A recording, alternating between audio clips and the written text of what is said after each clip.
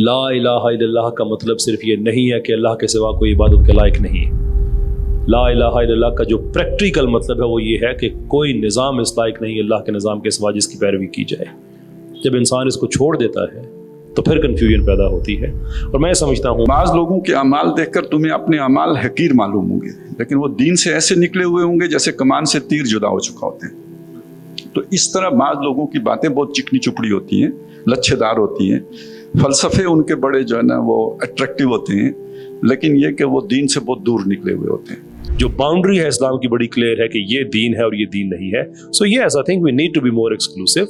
जब एक्सक्लूसिव नहीं होंगे तो फिर यही होगा कि दिन में लिबरल होंगे, रात में सोशलिस्ट होंगे, वो जुमे के जाएंगे, जुमा भी पढ़ेंगे और उसके बाद जाके सारा बाकी और उसको इस्लामी समझ रहे होंगे। दीन is all about एक्सक्लूसिविज्म and there is no shame in that. सबसे पहले ज़रूरी चीज़ नज़रियाती दिफा। अगर आप जिस्मानी फिजिकल दिफा नहीं भी कर सकते हैं तो जब तक आपका नज़रिया जिंदा है, नज़रियाती दिफा मौजूद है, अगली नस्ल उससे अगली नस्ल में कोई ना कोई लोग ऐसे पैदा होंगे जो जिस्मानी दिफा करने के भी काबिल होंगे। लेकिन जब आप नज़रियाती दिफा ही गिरा देते हैं तो फिर कुछ नहीं होता। हमें चाहिए कि हम आपको वजाहत दें कि हम इतने अच्छे लोग हैं। नो, ऐसे ही हमने जूते की नोक रिजर्व की हुई है आपके लिए। तुमने पहली जंग अजीम की, तुमने दूसरी जंग अजीम की, तुमने हॉलोकॉस्ट किया, तुमने न्यूक्लियर बॉम्ब गिराए, तुमने डॉक्टर मुसद्दिक की हुकूमत गिराई, तुमने तेल की लोग जो हुकूमत है दुनिया में वो अब हुकूमतें की हुकूमतें अब तुमने पलट दी। तुम लोगों ने 1 करोड़ से ज़्यादा बंदा मारा सिर्फ दूसरी जंग अजीम के बाद। तुमने हमारे मुल्क बर्बाद किए। तुम हमसे हिसाब लोगे, तुम बताओगे कि तुम कितने शरीफ हो? नहीं, हम तुमसे हिसाब लेंगे। ये जब तक तुम खड़े होकर नहीं पूछते तब तक ये तुम्हें बेइज्जत करते रहेंगे, इसलिए कि जो इंसान अपनी इज्जत नहीं करता कोई भी उसकी इज्जत नहीं करता। बैटल ऑफ नैरेटिव्स में अगर उठना है, सबसे पहले सवाल उठाना है आखिरकार कब तक। The moment you start talking like that, उस वक्त आपको पता चलेगा कि आप गलत नहीं हैं। आप अगर गाली ना दें, किसी को बदतमीजी ना करें, it is not your right to ask the question. No, it is your duty to ask the question. इसलिए कि ये सवाल आज दुनिया में आप इनसे नहीं करेंगे, कल अल्लाह हशर में आपसे करेगा। इंसान के जो सोच में गलती आती है या टेढ़ आती है या वो जो सिरात मुस्तकीम है उससे इनराफ करता है, तो उसकी बुनियादी जो सबब होता है वो दुनिया की मोहब्बत होती है। और दुनिया की मोहब्बत असल में ईमान बिल आखिरा के यकीन में कमी का नतीजा होती है। यानी ये तकाबुल हर वक्त सामने रहेगा कि आपने दुनिया जन्नत बनानी है या वो जो अल्लाह ने जन्नत आपके लिए बना के रखी है वो हासिल करना है। और यहाँ पे वो दिलचस्प बात आ जाती है, वो जो आपने सवाल पूछा था कि दज्जाल जो है वो दज्जल और फरेब से काम लेगा। मजहबी बुनियादों पे सूफीज़म का नैरेटिव बिल्ड करने के लिए फंड दिए जा रहे हैं। अब आप जोड़ लें कि दज्जाल कौन होगा इसलिए मैंने कहा था आपने संसार मुझे ही कराना है। हम 4 साल तालीम हासिल करते हैं, 5 साल तालीम हासिल करते हैं, उसमें इस्लाम 2 क्रेडिट आर है हमारे लिए, और बाकी 128 क्रेडिट आर्स जो हैं वो प्रोफेशनल तालीम हासिल करने के लिए। ये सारी चीज़ें जो हैं वो खुद हमें बताती हैं कि इस्लाम की हैसियत कितनी है और बाकी माशरती चीज़ों की हैसियत कितनी है। ये लिबरल लोग जो हैं ये बहुत समझदार होते हैं, बहुत पढ़े लिखे होते हैं, बहुत अक्लमंद होते हैं, तो क्या या बहुत वसीउ ज़र्फ़ होते हैं। वसीउ ज़र्फ़ तो खैर हमने देख लिया है, मतलब इसी प्रोग्राम के सिलसिले में। तो ये आप अपना वो जो फर्स्ट हैंड आपका एक्सपीरियंस है आप शेयर करें लोगों के साथ, ये कैसे होते हैं। और लिबरलिज्म, एब्सोल्यूट लिबरलिज्म की सबसे बड़ी खामी क्या है? इंतहा जो जिस पर वो लेके जाना चाहते हैं उसका नतीजा अनार्की है। यानी जब आप हर स्ट्रक्चर के मुखालिफ हो जाएंगे तो स्टेट भी तो एक स्ट्रक्चर है। कि पाकिस्तान में आपको ऐसी ख़वातीन, फेमिनिस्ट ख़वातीन मिलेंगी जिन्होंने साथ लिखा होता है रेडिकल फेमिनिस्ट और साथ ही वो ट्रांसजेंडर्स को सपोर्ट कर रही होती हैं। आई मीन, जिस आदमी को रेडिकल फेमिनिज्म की अल्लाह बेद का भी पता है, उनको पता है कि ट्रांसजेंडर्स में और उनमें वही वैर है, वही झगड़ा है जो ईंट और कुत्ते का है, और दोनों ही ईंट होना क्लेम कर रहे होते हैं। इतनी ज़्यादा उनमें मुखालफत है। लेकिन ये क्या कर रहे हैं, गूगल में जाके देखा, ऐसा cool word, I am gonna be radical feminist and next thing I am gonna speak for transgender. मतलब ये सिर्फ लेबल्स चुनते हैं, अपने पे लगा लेते हैं, ना कोई इल्मी डेप्थ है, ना इनके अंदर कोई ऐसा बड़ा विजन है। मैं हमेशा एक वही कहता हूँ कि ये सिर्फ ताश के पत्तों का एक महल बना हुआ है। All you have to do is अपने सवाल को सिर्फ ऐसे करके मारते हैं, तमाशा देखें फिर क्या होता है। Right from top to the bottom, सारे के सारे एक तरह। सबसे पहले तो मेहमानान गिरामी का, मुअज़्ज़ज़ मेहमानान का बहुत शुक्रिया। उसके बाद आप सबका जो यहाँ तशरीफ़ लाए हैं, आप सबका बहुत शुक्रिया कि आप अपने गर्म लिहाफों में से, बिस्तरों में से निकल के दिसंबर की इस यकबस्ता शाम में आप यहाँ तशरीफ़ फरमा हैं। आज का टॉपिक आप सबके सामने है unpacking Muslim identity, Islam and western influence. ये आज का हमारा टॉपिक है। टॉपिक का किस्सा कुछ यूँ है कि हमने अब इसके तकाब से पहले हमारी ख्वाहिश ये थी कि हम यहाँ इंटरनेशनल इस्लामिक यूनिवर्सिटी के इस एक्टिविटी सेंटर में इस्लाम और सेकुलरिज्म के मौजू पर एक तरफ कैसर साहब को सुने और दूसरी तरफ से हम सैयद मुजम्मिल साहब को सुने, या फिर फरनूद आलम साहब को सुने, या प्रोफेसर आसिम सज्जाद साहब को सुने। लेकिन हमारी बदकिस्मती कि हमें जितने ये नाम मालूम थे सेकुलरिज्म के हक़ में बोल सकने वालों के, उनके पास वक्त नहीं था सेकुलरिज्म में के हक़ के मतलब उसके हक़ में बोलने के लिए, उसकी नुमाइंदगी करने के लिए उनके पास वक्त नहीं था। उनमें से बाज़ ने ये कहा कि अगर कैसर साहब मौजूद होंगे तो हमारा आना मुश्किल है। कहना उन्हें ये चाहिए था कि उनका सामना मुश्किल है। तो और बाज़ ने ये भी कहा कि ये इंटरनेशनल इस्लामिक यूनिवर्सिटी है, यहाँ तो सिर्फ इस्लाम की नुमाइंदगी की जा सकती है, यहाँ हम सेकुलरिज्म के बजाय इस्लाम के नुमाइंदे बनकर आएंगे। सही बात यह है कि हमारी तो ख्वाहिश भी है और हमारी दुआ भी है कि जो लोग मगरिब के इल्हादी फ़िक्र की नुमाइंदगी करते हैं, अल्लाह करे कि वो वाक़ियतन कभी इस्लाम के नुमाइंदे बनकर आएँ, इस्लाम के नुमाइंदे बन सकें। एक तमहीदन एक और बात भी मैं अर्ज़ कर दूं कि इस्लामी जमीयत तलबा के जितने स्टडी सर्कल्स को मैं देखता हूं, या इस तरह के मुकालमाती जो प्रोग्राम होते हैं उनको मैं देखता हूं, या कैसर साहब के काम को जब हम देखते हैं यूट्यूब पे वगैरह जगहों पे, सोशल मीडिया पे, तो बहुत ज़ाती तौर पर बहुत इत्मीनान होता है कि अल्हम्दुलिल्लाह इस्लाम पसंदों में बहुत जिगरा है कि वो मुकालमे को हर वक्त वेलकम करते हैं वो, और यहाँ तक कि वो अपने स्टेज और अपने फोरम भी मुखालिफिन के साथ शेयर करने को तैयार होते हैं, इतना वो हौसला रखते हैं। तो ये हमारे लिए इस्लाम पसंदों के लिए बहुत इत्मीनान, बहुत खुशी की बात है। तो मुझे उम्मीद है कि उनकी तरफ से भी जो हमारे मतलब नज़रियाती मुखालिफिन हैं वो भी कभी मतलब इतना हौसला रखें और मतलब कायद आज़म यूनिवर्सिटी में या दी ब्लैक होल में अपने दलाइल सुन के खुद ही तालियां न पीटें, बल्कि किसी का बाकी सामना करें। यहाँ तो बदकिस्मती से नहीं कर सके वो। तो बहरहाल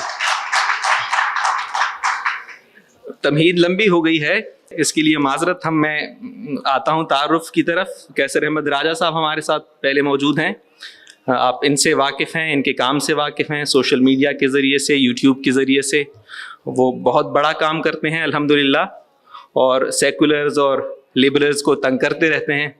इनका बुनियादी मौजू जो है वो मगरिबी फ़िक्र और उसके असरात हमारे मुआशरों पर और उसका रद्द, ये उनका बुनियादी दिलचस्पी का मौजू है। और उन्हीं के साथ तशरीफ़ फरमा है जनाब खालिद महमूद अब्बासी साहब। अब्बासी साहब के तारुफ में सबसे बड़ी बात यह है कि आपने ज़िंदगी का बहुत बड़ा हिस्सा डॉक्टर इसरार अहमद साहब की कुर्बत में गुजारा।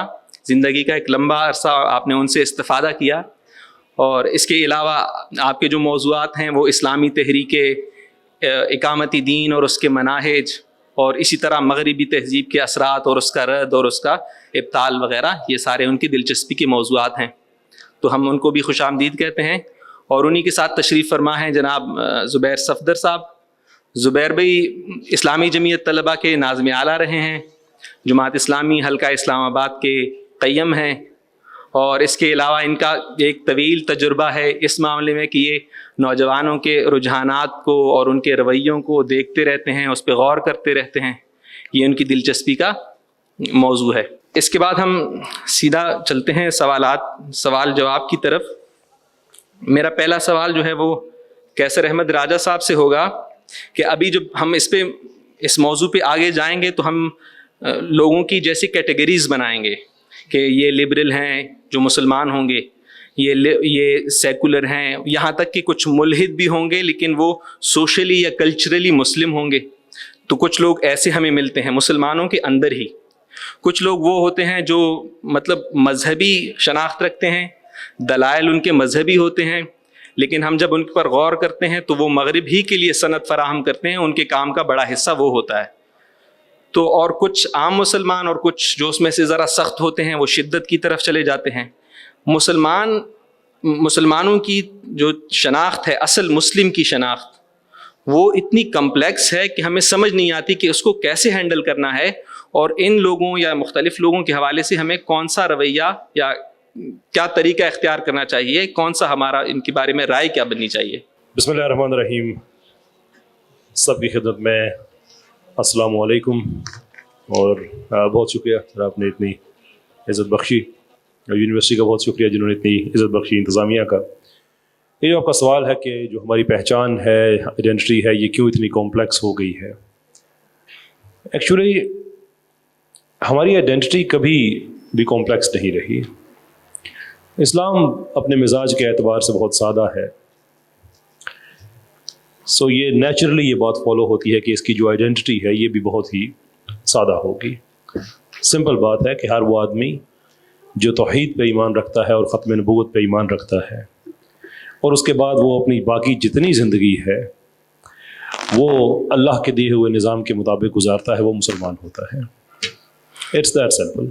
اللہ تعالیٰ نے اس کی کئی دفعہ قرآن میں بتایا ہے کہ جب ہمارا کسی اور کے ساتھ اس دنیا میں موازنہ ہوتا ہے ان ٹرمز آف آئیڈینٹی، تو ہم کہاں کھڑے ہیں، وہ کہاں کھڑے ہیں، یعنی ہمارے لیے ہمارا دین ہے، ان کے لیے ان کا دین ہے، ہمارے لیے ہمارا سسٹم ہے، ان کے لیے ان کا سسٹم ہے، a number of other things you can see. یہ بڑا سمپل معاملہ ہے۔ ایشو اس وقت ہوتا ہے کہ جب آپ ایک ہی وقت میں کئی گھروں کو خوش کرنے کی کوشش کرتے ہیں، جب آپ ایک سمپل نظریہ ہے، جب آپ اس کو چھوڑ کے کئی نظریات کا ایک امتزاج پیدا کرنے کی کوشش کرتے ہیں، غیر فطری طریقے سے دو چیزیں جو ایک جگہ پہ نہیں اگ سکتی ہیں ان کو اگانے کی کوشش کرتے ہیں، تو پھر یہ کنفیوژن پیدا ہوتی ہے۔ جیسے مثال کے طور پہ ایک بڑی انٹرسٹنگ تشریح اقبال کے ایک شعر کی، بڑا عام شعر آپ نے سنا ہوگا کہ وہ ایک سجدہ جسے تو گراں سمجھتا ہے، ہزار سجدے سے دیتا ہے آدمی کو نجات۔ اٹس ویری ٹرو کہ جب آپ ایک اللہ کو سامنے آپ سجدہ ریز ہوتے ہیں تو اس کے بعد آپ کو باقی سجدوں سے آزادی مل جاتی ہے، لیکن وہ باقی سجدے ہوتے کس چیز کے ہیں؟ جب آپ اللہ کے نظام کو چھوڑتے ہیں تو پھر آپ کو جگہ جگہ سجدہ ادا کرنا پڑتا ہے۔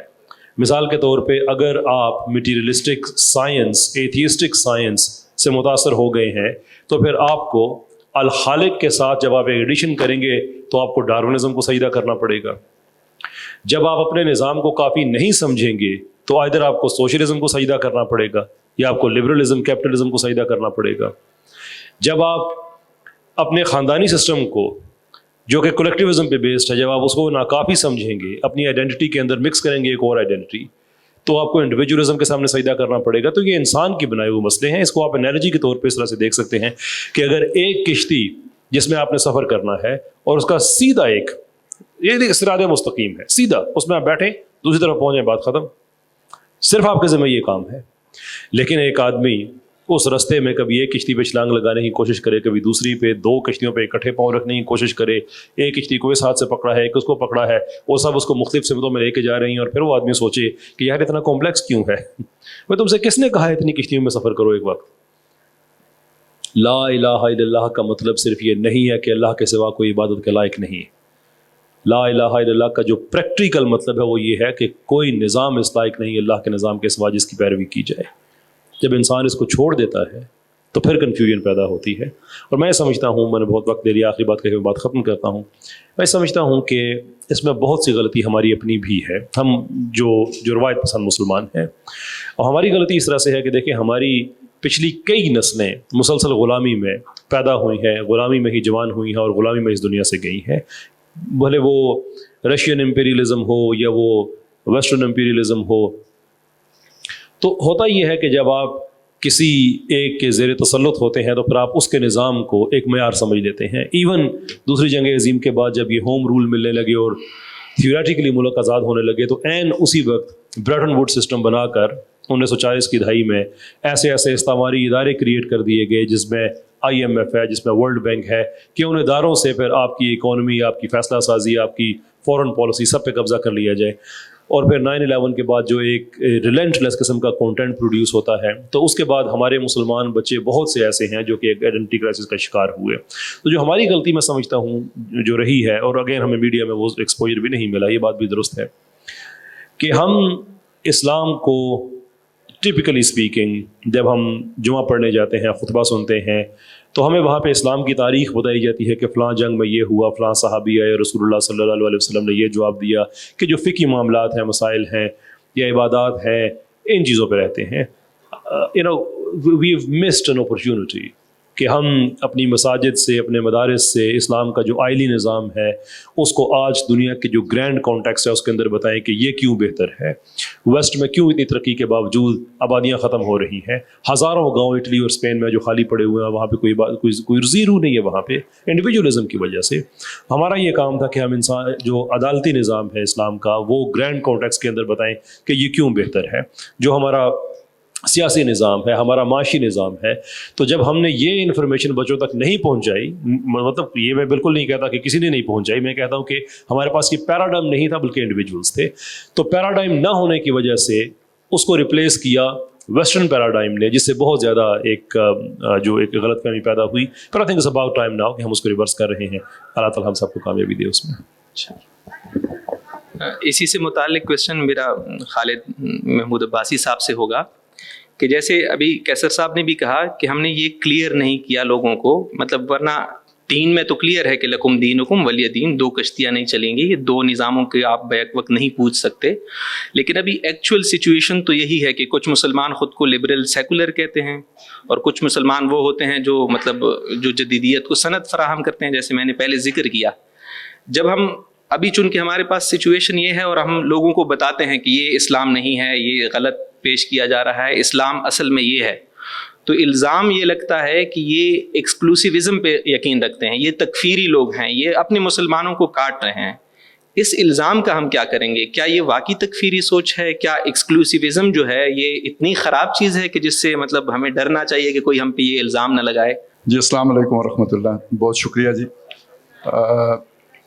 جو ویسے چیزیں اتنی کلیئر یا صاف آسانی سے نہیں ہوتی، ذرا چونکہ کافی ان چیزوں کے اوپر گہرے بادل چھائے ہوئے ہیں تو وہ چھٹنے اتنے آسان نہیں ہیں. میں ایک دو مثالیں قرآن مجید سے آپ کے سامنے رکھنا چاہتا ہوں کہ دنیا میں جو بھی گمراہی پھیلتی ہے یا مسکنسیپشن کی جو سبب چیزیں بنتی ہیں تو شیطان دو طریقے اختیار کرتا ہے.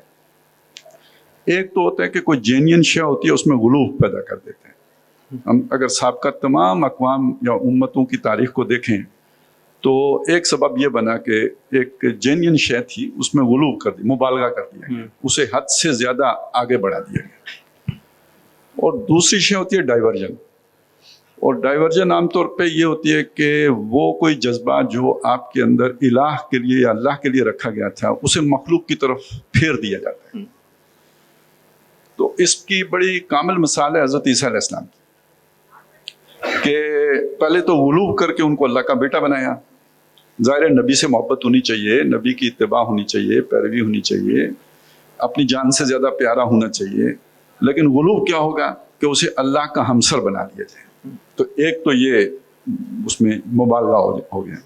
اور دوسرا یہ ہوا کہ وہ جو قربانی آپ نے اللہ کے لیے دینی تھی، جو تعلق آپ نے اللہ کے ساتھ رکھنا تھا، وہ حضرت مسیح کی طرف ڈائیورٹ کر دیا گیا. یہی کچھ ہمارے موجودہ اس دور میں بھی ہو رہا ہے کہ کوئی بعض چیزیں بنیادی طور پر ٹھیک ہوتی ہیں، لیکن جب آپ انہیں حد سے زیادہ وہ جو ہے نا ایکسلریٹ کر دیتے ہیں تو وہ اس کے اندر انتہا آ جاتی ہے اور وہ رائے اعتدال سے دور ہو جاتے ہیں.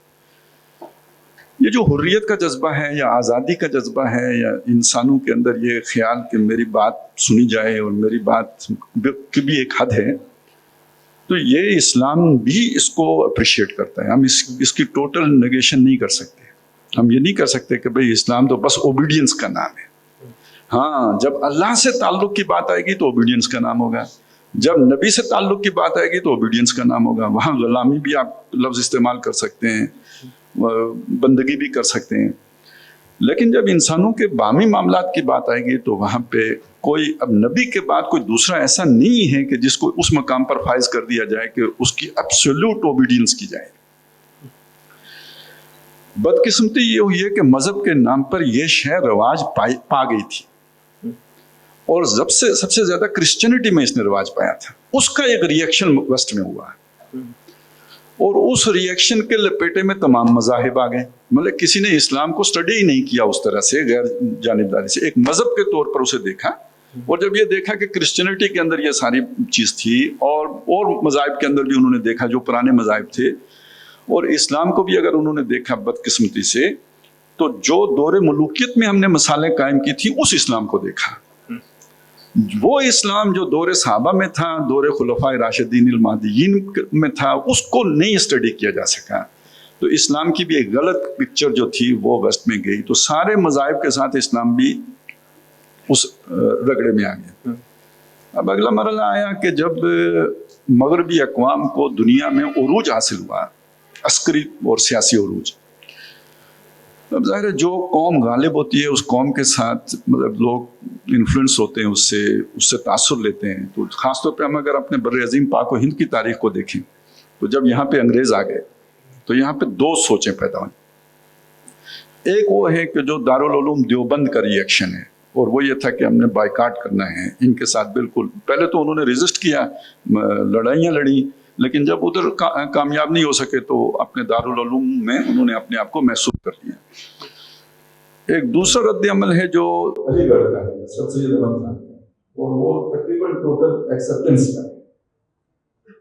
یہ دو انتہائیں ہیں، میں آپ یوں سمجھ لیجئے ایک دوسرے کے مقابل دیکھیں گے. ایک نے تو تہذیب مغرب کو ایک کلی خیر کے طور پر لے لیا اور دوسرے نے کلی شر کے طور پر لے لیا.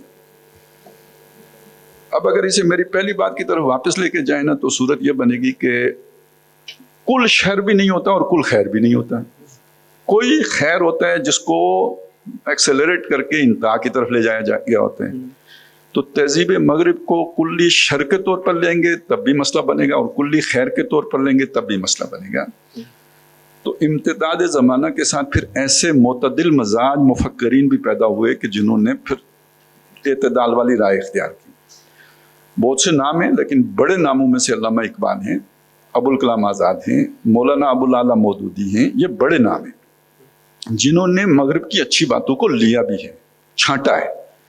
اب دیکھیں یہ بڑا سمپل ہوتا ہے، آپ ٹوٹلی ریجیکٹ کر دیں، اور یہ بھی بہت آسان ہوتا ہے آپ ٹوٹلی ایکسیپٹ کر دیں.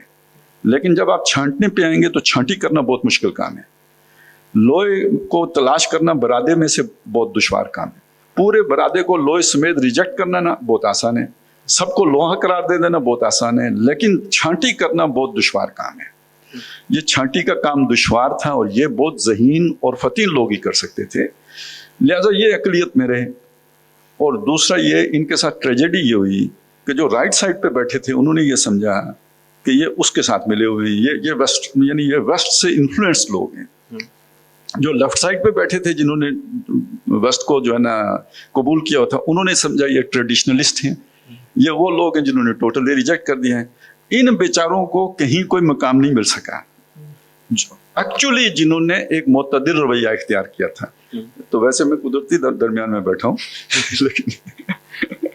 لیکن ہوتا ایسے ہی ہے کہ درمیان والا لیفٹ والے کی نظر میں رائٹ والے کے ساتھ ہوتا ہے اور رائٹ والے کی نظر میں لیفٹ والے کے ساتھ ہوتا ہے. یہی اصل میں یہاں ہمارا مسئلہ ہے جس کی وجہ سے ہم اتنے گروپوں میں نظر آتے ہیں. وگرنہ یہ بات بالکل ٹھیک ہے کہ اسلام بہت سادہ ہے. آمنت باللہ کما ہوا باسمائہ و صفاتہ و قبلت جمیع احکامہ اقرار باللسان و تصدیق بالقلب. یہ ٹوٹل ڈیفینیشن ہے اور اس کے اندر وہ ساری بات آ جاتی ہے. جو اسے مان لے وہ مسلمان ہے. اب باقی آگے تشریحات آپ جس طرح مرضی کر لیں.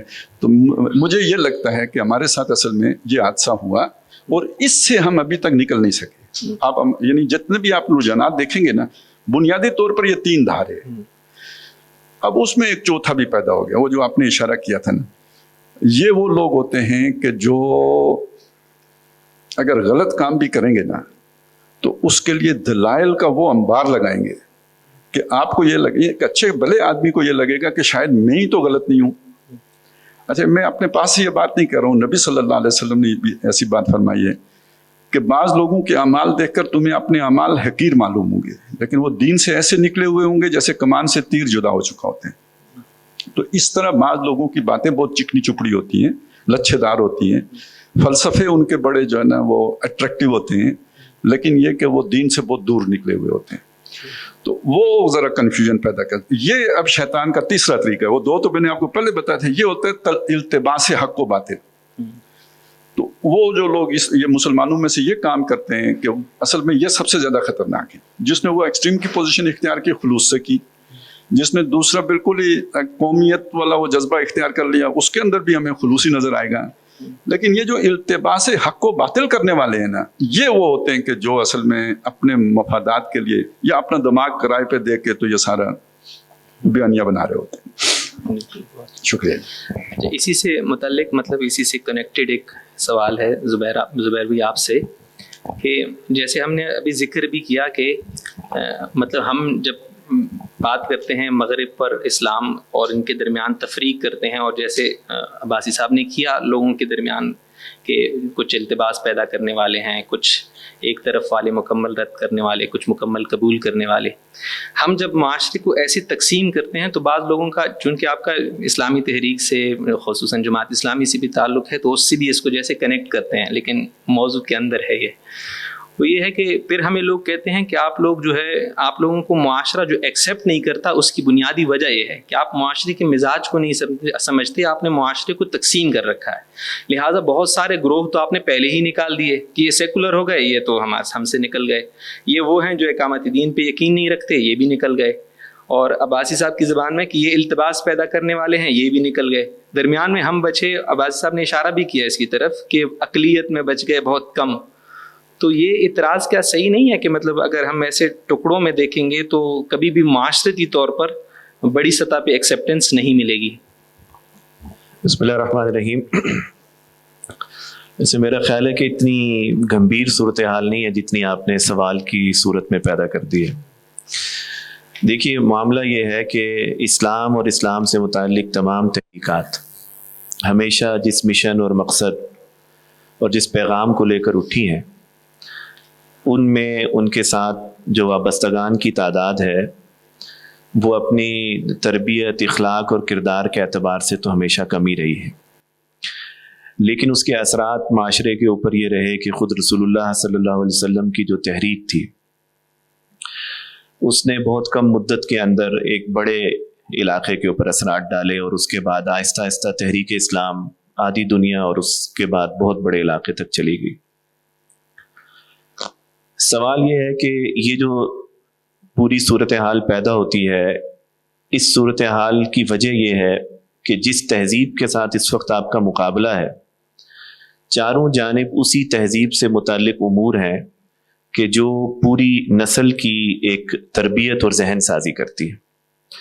اور جب اسی کے ٹولز کے ذریعے سے آپ کی ذہن سازی ہوتی ہے، جو تمام ٹولز بنیادی طور پر آپ ہی کو رد کرنے کے لیے اور آپ ہی کو کمزور کرنے کے لیے بنائے جاتے ہیں، تو پھر اس کے عکس سے جب آپ کوئی چیز دیکھیں گے تو آپ کو یہ لگے گا کہ ہر چیز کمزور ہے ہماری، اور وہ چیز جو ہمارے مخالفت کی صورت میں ہے وہ زیادہ منظر عام کے اوپر جو ہے وہ نظر آتی ہے. لیکن حقیقت یہ ہے کہ اسلام آج جس بھی صورت میں پہنچا ہے وہ یقیناً ایک پریکٹس اور ایک مشق کے نتیجے میں نئی نسلوں تک جو ہے وہ پہنچا ہے.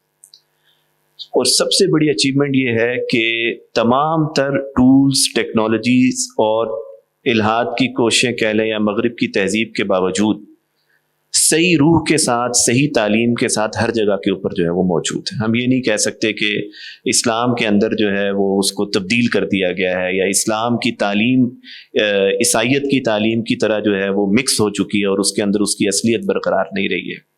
بلکہ مجھے تو اب ایسا لگتا ہے کہ جس طرح مغرب کی تہذیب بڑھتی چلی جا رہی ہے اور معاشرے میں کنفیوژن کچھ لوگوں کے نزدیک بڑھ رہی ہے، شاید اسلام سے وابستگان کی تحقیق اور علم کی کیفیت بھی اس کے مقابلے میں بڑھتی چلی جا رہی ہے. اور اس پوری جنریشن کو اسلام کے بارے میں وہ تمام امور اب مل رہے ہیں کہ جو شاید ماضی کے مقابلے کے اندر جو ہے وہ بآسانی اس کا حصول جو ہے وہ ممکن نہیں تھا. اس لیے ایک چیز تو یہ سمجھنے کی ضرورت ہے کہ ہمیں زیادہ ابہامی کنڈیشن کے بجائے جو ہے وہ ایک مثبت سوچ کے تحت اپنی تحریک اور اس سے متعلق چیزوں کو آگے لے کے چلنا چاہیے. دوسری بات یہ ہے کہ جو قبولیت کی آپ بات کر رہے ہیں کہ جی اس کو بھی نکال دیں اور اس کو بھی نکال دیں اور اس کے بعد یہ رہ جاتا ہے، میں سمجھتا ہوں کہ مسلم معاشرے کے اندر جو دائی کا جذبہ ہے نا وہ یہ نہیں ہے کہ وہ ہر ایک کو منہا کرتا چلا جائے. दाई का बुनियादी जज्बा और फिक्र ये है कि वो हर एक को अपने साथ मिला करके चले। मैं बाज़ औक़ात इसको भी कहता हूँ कि हमने सेकुलरिज्म की तारीफ़ को इतना आसान कर दिया है कि हम हर एक के ऊपर ये लेबल लगाने लग जाते हैं, जबकि हमें ये चाहिए कि अगर वो दीन के करीब नहीं है या मश्क नहीं कर रहा है दीन की, तो उसकी कमज़ोरियों को उससे आगाह करके उसको दीन के करीब लाया जा सकता है। लेकिन ये कहना कि ये जमात भी हमारे साथ वाबस्ता नहीं है, ये नौजवान भी हमारे साथ वाबस्ता नहीं है, और अपना एक ख़ास जहन बना लिया जाए, तो ये तो उनकी उस सोच के बिल्कुल मिस्ताक है जो वो चाहते हैं कि ये हो। इसलिए जो तहरीक इस्लामी की जो दावत के उसलूब हैं और जो दावत का पूरा तरीक़ाकार है, वो यही है कि हम हर कटने वाले के साथ जुड़ें और उसके साथ अपना राब्ता रखें और उसको अपने करीब कर सकें।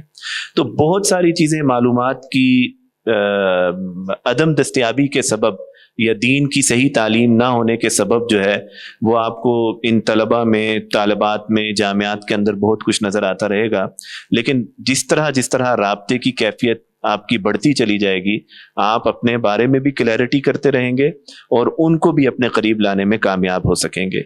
लेकिन ये एक इंतहा पर सोच होगी कि हम माशरे के बड़े बड़े तबकात को किसी ख़ास टाइटल के साथ लगाकर अलग कर दें, इल्ला ये कि जो मुखालफत के अंदर बिल्कुल फ्रंट फुट के ऊपर इस्लाम के ख़िलाफ़ साजिश करते हैं, जिनका बयानिया सबको क्लियर है कि इस्लाम मुखालिफ है या इस्लाम को कमज़ोर करने का है। तो एक बड़ी तादाद ऐसी है कि जो चीज़ों को समझती नहीं है, लेकिन इल्म के और राब्ते के नतीजे में हम उनको अपने करीब कर सकते हैं। हाँ, बहुत शुक्रिया। अब मेरी वो गंभीरता अब कम हो गई है जो आपने जवाब दिए हैं। अब मैं ज़रा मुतमईन हो गया हूँ कि हालात बेहतर हैं, अब कुछ नहीं होगा। तो मेरा मतलब मैं चाहूँगा कि आप कैसर साहब आप इस पे भी कमेंट्स कर दें, जो मैंने पहले कहा था कि वो जो हम पे एक्सक्लूसिविज़म का इल्ज़ाम लगता है कि ये लोगों को निकालते हैं, और जैसे ज़ुबैर भाई ने कहा कि नहीं मतलब हालात इतने भी बुरे नहीं हैं, तो मुझे फिर मतलब गंभीरता की तरफ जाना चाहिए या मैं मुतमईन रहूँ? और आखिरी जो आपके लिए जी, मैं बस ज़िमनी तौर पर ये अर्ज़ करूँगा कि देखें, कुछ अल्फाज ऐसे होते हैं कि जो बज़ाते खुद बुरे नहीं होते, लेकिन समहाउ उनके साथ कोनोटेशन इतनी नेगेटिव हो जाती है कि लोग उन अल्फाज को इस्तेमाल करते हुए कतराते हैं। मिसाल के तौर पे भी आपने एक्सक्लूसिविज़म की बात की कि हम पे इल्ज़ाम लगता है। मैं कहता हूँ हम पे अगर इल्ज़ाम ना लगे तो हमें ये टाइटल छीन के अपने सीने पे लगाना चाहिए कि यस हम एक्सक्लूसिविज़म वाले हैं, we don't apologise for it. उसकी रीज़न बड़ी सिंपल है कि जो ही आप एक आइडेंटिटी बैज लगाते हैं किसी भी तरह का, तो एक्सक्लूसिविज्म ऑटोमेटिकली किक इन करा जाता है। टोयोटा करोला के ऊपर एक बैज लगा हुआ है कि ये एक्सक्लूसिव है बाकी सारी कंपनी से, कि इसकी जो परसेप्शन है वो बाकी कंपनीज वाली नहीं है। BMW पे जो एक बैज लगता है, again it is claiming there एक्सक्लूसिविज्म। Liberalism एक्सक्लूसिविज्म है। सेकुलरिज्म की जितनी भी ब्रांचेस हैं वो सारी की सारी एक्सक्लूसिव हैं। हद तो यह है कि हमारे सोशलिज्म, उसके अंदर आप ये देख लें कि लेनिनिज्म जो है वो एक्सक्लूसिव है, exclusive from every other rendition of socialism. यानी कि लेनिनिज्म डिफरेंट है स्टालिनिज्म से, स्टालिनिज्म डिफरेंट है माओइज्म से। वो सारे के सारे सेकुलर है, सारे के सारे सोशलिस्ट हैं, मोस्टली एथियस्ट है, लेकिन इसके बावजूद एक्सक्लूसिव है। तो हम तो, इस्लाम तो कहता है कि भाई लकुम दीनुकुम वलिय दीन, बाद आउज़ु बिल्लाह, कि आपका अपना सिस्टम, हमारा अपना सिस्टम। तो सबसे पहला ये है, इवन अगर आपने किसी के साथ को एग्जिस्ट भी करना है, तो पहला जो आपका कदम है वो ये है कि आप वो हैं और हम ये हैं। अब आते हैं हम उन इंसाफ वाली बातों की तरफ जो हमें और आप पे मुश्तरक है, जो कुरान का असलूब है। अब आपके साथ हम मिल के काम कर सकते हैं सारा, लेकिन मिल के साथ काम करने का मतलब ये हरगिज़ नहीं है कि हम अपनी शनाख्त खो दें, या आपको अपनी ज़ात में गुम कर लें, या खुद को आपकी ज़ात में गुम कर लें। हाँ, मोहब्बत से हम चाहेंगे आप हमारी ज़ात में गुम हो जाए, आप भी ऑफ कोर्स ये चाहेंगे, लेकिन जो बाउंड्री है इस्लाम की बड़ी क्लियर है कि ये दीन है और ये दीन नहीं है। So yes, I think we need to be more exclusive. जब एक्सक्लूसिव नहीं होंगे तो फिर यही होगा कि दिन में लिबरल होंगे, रात में सोशलिस्ट होंगे, वो जुमे के जाएंगे, जुमा भी पढ़ेंगे और उसके बाद जाके सारा बाकी और उसको इस्लामी समझ रहे होंगे। दीन is all about एक्सक्लूसिविज्म and there is no shame in that. Thank you.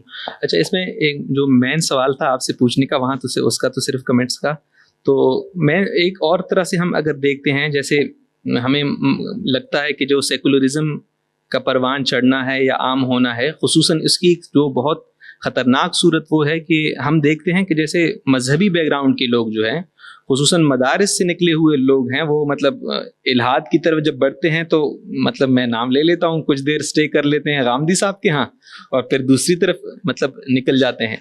تو کچھ لوگ کہتے ہیں مطلب ہماری ہی مطلب اسلام پسندوں کے اندر کچھ لوگ کہتے ہیں کہ شاید یہ احساس کمتری کی وجہ سے ہے, کہ جو احساس مطلب غالب تہذیب کا جو ہم پہ برتر ہونا ہے اس کی وجہ سے یہ پیدا ہوتا ہے.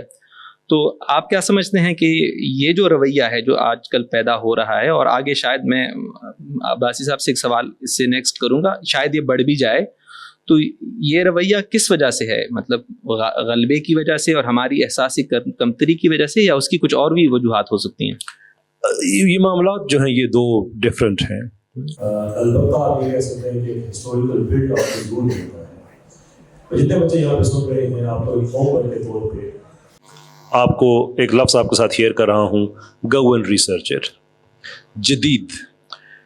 اس کو آپ سینٹرل ایشیا کے کانٹیکس میں دیکھیے گا کہ جو ینگ بخارنز ہیں وہ کون تھے. وہ جدیدست ایک موومنٹ تھی, لٹرلی غامدی صاحب والا نظریہ. پریکٹیکلی اگر آپ دیکھیں تو وہی کہ دین کو کس طرح سے ریفارم کرو, جیسے تیسے کرو کہ ویسٹ کے ساتھ تم اچھے اچھے لگو, یا سر سید احمد خان صاحب ان کا جیسا نظریات تھے.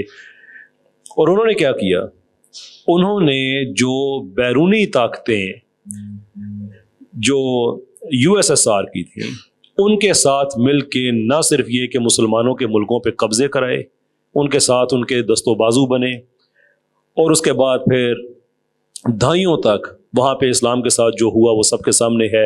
ہزاروں مسجدیں شہید ہوئیں, قرآن پڑھنے پہ پابندیاں, اسلامی نام رکھنے پہ پابندیاں, ایتھیزم کو امپوز کر دیا گیا. تو یہ ہوتا ہے. یہ کیوں ہوتا ہے؟ اس لیے کہ جو آپ کو ایک نظریاتی دفاع چاہیے ہوتا ہے, سب سے پہلے ضروری چیز نظریاتی دفاع. اگر آپ جسمانی فزیکل دفاع نہیں بھی کر سکتے ہیں تو جب تک آپ کا نظریہ زندہ ہے, نظریاتی دفاع موجود ہے, اگلی نسل, اس سے اگلی نسل میں کوئی نہ کوئی لوگ ایسے پیدا ہوں گے جو جسمانی دفاع کرنے کے بھی قابل ہوں گے. لیکن جب آپ نظریاتی دفاع ہی گرا دیتے ہیں تو پھر کچھ نہیں ہوتا. تو ان لوگوں نے نظریاتی دفاع گرایا, اور غامدی صاحب سے ون آف جو میرا جو ایک ڈس ایگریمنٹ ہے اس کی ایک بیس یہ بھی ہے. اور ساتھ میں اس میں ایک چیز اور ایڈ کرتا چلوں کہ another reason کہ غامدی صاحب سے جو میرا اختلاف ہے کہ ایک تو یہ جدیدست موومنٹ ہے, اس کو آپ اسٹڈی کریں تو آپ کو پتہ چلے گا کہ ان کا کام کتنا خطرناک ہے. اور دوسرے یہ کہ دیکھیں ویسٹ میں لوگ کرسچن تھے, اب ویسٹ میں زیادہ لوگ ایتھیسٹ ہیں. تو کیا یہ ممکن ہے کہ اچانک ایسا ہو گیا ہو کہ ایک رات جو ہے لوگ سوئے کرسچن کی حیثیت سے اور اگلی صبح اٹھے ایتھیسٹ کی حیثیت سے؟ نہیں, ایسا نہیں ہوا. بلکہ اس کے اندر ڈی ازم کی پوری موومنٹ چلی, پورا ایک برج ہے جو ایک اینڈ اس کا کرسچینٹی پہ ہے, دوسرا اینڈ اس کا ایتھیزم پہ ہے. وہ جو ڈی ازم کی موومنٹ تھی وہ کیا تھی؟ وہ یہ تھی کہ ہر وہ چیز, تھیولوجی اور فلسفی میں دو بڑے امپورٹنٹ الفاظ ہیں, اگین اگر آپ اس پہ چاہیں تو آپ فردر ریسرچ کر سکتے ہیں. ایک ہے ٹرانسینڈنس اور ایک ہے ایمیننس. ٹرانسینڈنٹ ہر اس چیز کو کہتے ہیں کہ جس کا آپ کو تعارف ہو سکتا ہے لیکن آپ اسے اپنی عقل کے تابع نہیں لے کے آ سکتے. جیسے عام انسانی زندگی میں انسانی ذہن ہے, آپ کو انسانی ذہن کا تعارف ہے لیکن آپ عقلی طور پہ ڈیفائن نہیں کر سکتے کہ ذہانت کیا ہوتی ہے.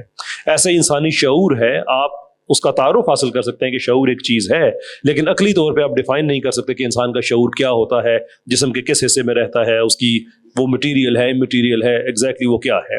ایسے ہی اللہ تعالیٰ کی ذات آپ تعارف حاصل کر سکتے ہیں لیکن آپ اللہ تعالیٰ کو اپنی عقل کے تابع نہیں کر سکتے ہیں. تو یہ سارے کا سارا ٹرانسینڈنٹ کا ہے. جو ایمیننٹ چیزیں ہوتی ہیں وہ ایسی چیزیں ہوتی ہیں جن کو آپ اپنی عقل کے تابع کر سکتے ہیں. جو ڈیسٹ موومنٹ تھی ان کا ایک طریقہ کار تھا کہ ہر وہ چیز جس کو آپ عقل کے تابع نہیں کر سکتے ہیں کوشش کریں کہ اسے عقل کے تابع کر لیں, یعنی کہ اس کی آپ ایک میٹیریلسٹک ایکسپلینیشن دے دیں, فطری وضاحت دے دیں. اگر آپ نے وہ کر لی تو ٹھیک ہے, اگر نہیں کی اس کو سائڈ پہ کر دیں. یہاں سے کرسچینٹی کے اندر وہ دراڑ پڑی کہ آہستہ آہستہ جو ٹرانسینڈنس کا کانسیپٹ ہے وہ ختم ہوتے ہوتے ہوتے ہوتے پیچھے ایمیننس رہ گیا, اور وہاں سے پھر الحاد کا رستہ جو ہے وہ ہموار ہو گیا. غامدی صاحب کی بھی جتنی دین کی تشریحات ہیں وہ ساری کی ساری ایسی ہی ہیں کہ جو چیز سمجھ نہیں آ رہی ہے اس پہ کوئی نہ کوئی مٹیریلسٹک انٹرپریٹیشن کر دو, مرد عورتیں آپس میں ہاتھ ملائیں یہ بھی جائز کام ہے, پردہ بھی ضروری نہیں ہے, یہ وہ وغیرہ وغیرہ سارا. اس کا جو دوسرا اینڈ ہے پھر وہ اس طرف جاتا ہے. So that's why I disagree with him. لیکن جو آپ کے سوال کا ایک دوسرا حصہ تھا کہ یہ جو لوگ اس بہاؤ میں بہہ جاتے ہیں, شاید آپ کے جو اس بہاؤ میں بہہ جاتے ہیں ان کے ہاں کیا وجہ کیا بنتی ہے؟ احساس کمتری یا کچھ اور چیزیں بھی ہیں؟ جو دیکھیں تین طرح کے لوگ ہیں, کیونکہ جو میرا اس طبقے کے ساتھ بہت زیادہ اٹھنا بیٹھنا ہے, انٹریکشن بھی رہتا ہے, ڈیبیٹس بھی رہتی ہیں. میں بالکل میں اتفاق کرتا ہوں اس موزز پینل سے کہ ہمیں اس एक्सक्लूसिविज्म में इस तरह से नहीं जाना चाहिए, इनकी शनाख्त की हद तक तो बिल्कुल रहना चाहिए कि हम सबको एक ही ब्रश से पेंट कर दें, ये बिल्कुल तरीकाकार ठीक नहीं है। मैं I fully agree with that sir. तो ये हमारा एक बहुत बड़ा तबका है। We have to reach out to those children, reach out करें, उनको बताएं कि हमारा सिस्टम ये है। और मैं करता हूँ, हर सैटरडे करता हूँ, लाइव होते हैं 4-4, 5-5, 6-6 घंटे, इवन 7-7 घंटे की भी स्ट्रीम्स होती हैं और लोग आते हैं, क्वेश्चन करते हैं। अल्हम्दुलिल्लाह they take some positive message. उसके बाद एक उससे अपर टेयर है, ये वो लोग हैं कि जो वेस्ट को और इवन सेंट्रल यूरोप, यानी कि जो जो जो नजरियात आए थे, जो ये सोशलिस्ट नजरियात वगैरह हैं, ये इनको क्वेश्चन नहीं करते, बल्कि अपनी इतनी डेस्परेट हालत देखते हैं कि उनको क्वेश्चन किए बगैर एक्सेप्ट कर लेते हैं एज इट इज। मैं ये जज्बाती बात नहीं करना चाहता, मैं चाहता हूं कि मुझे इस चीज पे चैलेंज किया जाए। तो मैं आपके सामने एक बात रखता हूं, आपने कभी नोट किया है कि हमारे जितने लिबरल्स हैं, मिसाल के तौर पे, ये आपको मिसाल देते हुए नजर आएंगे नीट्शे की और जॉन लॉक की और रूसो की। कभी आप इनके मुंह से पीटर बर्गर का नाम नहीं सुनेंगे, जॉन मर्शैमर का नाम नहीं सुनेंगे, जो अहद हाज़िर के दानश्वर हैं। बर्गर की भी कुछ साल पहले डेथ हुई है, जॉन मर्शैमर भी जिंदा हैं, जो सर पीट रहे हैं, कहते हैं लिबरलिज्म नाकाम हो गया, हाइपोथेसिस ऑफ सेक्युलराइजेशन नाकाम हो गया, हम नाकाम हो गए दुनिया में, हम मजहब को नहीं खत्म कर सकते, जो मर्जी हो जाए। और लिबरलिज्म, जॉन मर्शैमर ने जो चीजें प्रिडिक्ट की थी आज से कई साल पहले, बुकनर ने जो चीजें प्रिडिक्ट की थी, डेथ ऑफ द वेस्ट बड़ी जबरदस्त किताब है, जो प्रिडिक्ट की थी कि वेस्ट में ये होने वाला है, एग्जैक्टली वैसे हुआ। पेरिस, फ्रांस, वैसे ही आग लगी जो उसने प्रिडिक्ट किया था कि यूरोप के एक मुल्क में होगा और सारे मुल्क में, सारे यूरोप में जाएगा। लिबरलिज्म ऐसे ही ये बाहर होगा। उसके बाद हमने क्या देखा, ब्रेग्जिट देखा, हंगरी में देखा, बड़ी स्ट्रॉन्ग वहां पे एक पॉपुलिस्ट गवर्नमेंट आई जो कि नियो कंजर्वेटिव है, ऑस्ट्रिया में आई, इटली में आई, ट्रंप का 2 दफा सदर बनना, ये सारी लिबरलिज्म की डिफीट है। तो ये वो लोग हैं कि जो पुराने लोगों का तो हवाला देते हैं इसलिए कि ये उसको एग्जामिन नहीं करते कि जो उन्होंने कहा था उस जमाने में, हाँ वो ठीक है। जो तीसरा तबका है और सबसे खतरनाक तबका है कि जो एग्जामिन भी करते हैं और उनको पता भी है कि लिबरलिज्म के अंदर क्या प्रॉब्लम है, सेकुलरिज्म के अंदर क्या प्रॉब्लम है, सोशलिज्म के अंदर क्या प्रॉब्लम है, लेकिन ये लिटरली पैसा लेके पाकिस्तान के अंदर ये सारे के सारे लादीन नजरियात फैला रहे हैं। पाकिस्तान में 50 से ज्यादा NGOs ऐसी हैं जो फंडेड हैं इस काम के लिए, फंडेड है। 2021-22 में यूएस ने under the pretext of creating the equality between religion और religious, irreligious, atheist and humanist people, Pakistan में जो उसकी फंडिंग है वो $25,000 पर ऑर्गेनाइजेशन है, पर ऑर्गेनाइजेशन। ये वो तबका है कि मेरे दिल में इसके लिए कोई रहम नहीं है, नॉन व्हाट्सओएवर। मैं गाली नहीं देता, मैं बदतमीजी नहीं करता, लेकिन I have nothing, I don't have any olive branch for those people, because मुझे पता है कि ये olive branch वाले नहीं है, ये ऑलरेडी जहां से इनका पैसा आ रहा है इसने उसी नैरेटिव पे रक्स करना है। इसलिए ये वो तबका है जिसको मैं चैलेंज भी करता हूं। ये मीडिया पे बैठा हुआ है, ये हमारा ड्रामा हाउस पे इन्होंने ऑक्यूपाई किया हुआ है, हमारी ब्यूरोक्रेसी बाय एंड लार्ज की हुई है, हमारी पार्लियामेंट के अंदर बहुत से ऐसे लोग हैं जो कानून वगैरह बनते हैं, ये सारे इन्हीं की वजह से तो बनते हैं। कभी ट्रांसजेंडरिज्म है, कभी सूद की हिल्लत है, कभी क्या है, कभी कैसा है, हिल्लत शरी तौर पर मैं नहीं कह रहा। तो कहने का मतलब यह है कि इस तबके को आप जब तक आप खड़े होकर जवाब नहीं देंगे, और खड़े होकर जवाब देने का मेरे बच्चों में इसलिए कहता हूं कि you must remember in this narrative, आपके मुल्कों के मुल्क तबाह किए गए हैं। जंगें बर्मिंघम में, न्यूयॉर्क में नहीं हुई हैं, मूसल में हुई हैं, कंदहार में हुई हैं, सना में हुई हैं, हमारी औरतों बच्चों के शहादतें हुई हैं। अबू ग़रैब में जो वहां पे टॉर्चर हुआ है, रेप हुआ है, वो हमारे लोगों का हुआ है। रेप हुए हैं हमारी औरतों के, हमारी माँ बहनों के हुए हैं। ऐसी ऐसी कहानियां भी आपको मिलती हैं कि एक औरत अपने बच्चे को किसी टूटे हुए घर में छुपा कर कि वहां पे दुश्मन ना आ जाए, मैं इराक की बात करूं, मैं गजा की बात नहीं कर रहा, टूटे हुए घर में छुपा कर कहीं आगे पीछे जाती है खाने के लिए और उसको खाना खिला के चली जाती है कि मैं अगली सेफ कोई पनाहगाह है वो ढूंढूं। ये सारा हमारे साथ हुआ है। और उसके बाद अगर हम कहें कि हमें चाहिए कि हम आपको वजाहत दें कि हम इतने अच्छे लोग हैं, नो, ऐसे ही हमने जूते की नोक रिजर्व की हुई है आपके लिए।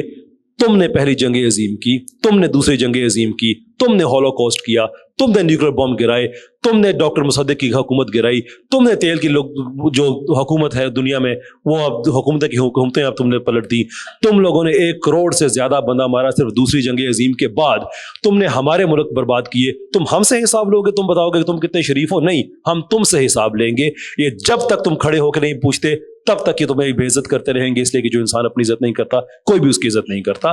बैटल ऑफ नैरेटिव्स में अगर उठना है, सबसे पहले सवाल उठाना है आखिरकार कब तक। The moment you start talking like that, उस वक्त आपको पता चलेगा कि आप गलत नहीं हैं। आप अगर गाली ना दें किसी को, बदतमीजी ना करें, it is not your right to ask the question, no it is your duty to ask the question. इसलिए कि ये सवाल आज दुनिया में आप इनसे नहीं करेंगे, कल अल्लाह हशर में आपसे करेगा। बहुत शुक्रिया आपका। बहुत शुक्रिया। मेरा सवाल अब्बासी साहब से है कि अभी हम जिक्र कर रहे थे कि जैसे मदारिस में या मजहबी तबके के जो कुछ लोग हैं जो इंस्पायर हो रहे हैं, दूसरी तरफ जा रहे हैं, तो अभी हम देख रहे हैं ये ज़रा जियोपॉलिटिकल भी आप कह सकते हैं इस सवाल की नौइयत को, कि जैसे अरब में हम अभी जिक्र कर भी रहे थे इस प्रोग्राम से पहले कि मोहम्मद बिन सलमान के आने के बाद उनका जो मतलब रवैया है या वो जो इस तरह मॉडर्न बनाना चाहते हैं इस पूरे खित्ते को, और ज़ाहिर है हम जैसी बहुत सारे मुल्क ऐसे हैं जो उनके ज़ेरे असर हैं। तो क्या मतलब ये इम्कान नहीं है कि मुस्तकबिल में हमें जो सबसे ज़्यादा टफ टाइम दे सकते हैं या जो हमें एक नया महाज हमारा खुल सकता है वो मजहबी तबके के अंदर ही होगा, क्योंकि ज़ाहिर है उनका असर मजहबी तबके के अंदर है। तो क्या इसका इम्कान मौजूद है कि हमें आमना सामना एक नया महाज खुले, पहले से भी खुल चुका है लेकिन एक नया खुलेगा मजहबी तबके के साथ, कि वो हमें इल्हाद की तरफ जाएंगे, वो जदीदियत की तरफ जाएंगे? इल्हाद तो सर दूर है। ये संसार कराने वाले सारे सवाल आपने मुझसे ही पूछने हैं। अच्छा जी, देखें बात ये है, सबसे पहले वो जो बात, हाँ जी, तो वो जो बात हो रही थी ना, तकफीर का फतवा लग जाता है। दूसरे क्या फतवा लगाते हैं उसकी हमें फिक्र नहीं करनी चाहिए, हमें खुद वैसा होना नहीं चाहिए, मोटी सी बात ये। बाकी ये कि इल्जामात लगते रहते हैं और दुनिया में कभी कोई चेंज नहीं आती जब तक पहले पोलराइजेशन ना हो। अलबत्ता पोलराइजेशन का एक सबब बनता है नफरत, जो कम्युनिज्म करता था, यानी जो बुनियाद बनाता था, तबकाती कशमकश को आवा देता था। और एक होता है जी नजरिया, जैसे नजरिया तौहीद है, उसकी मोहब्बत जो है ना वो पोलराइजेशन का बायस बनती है।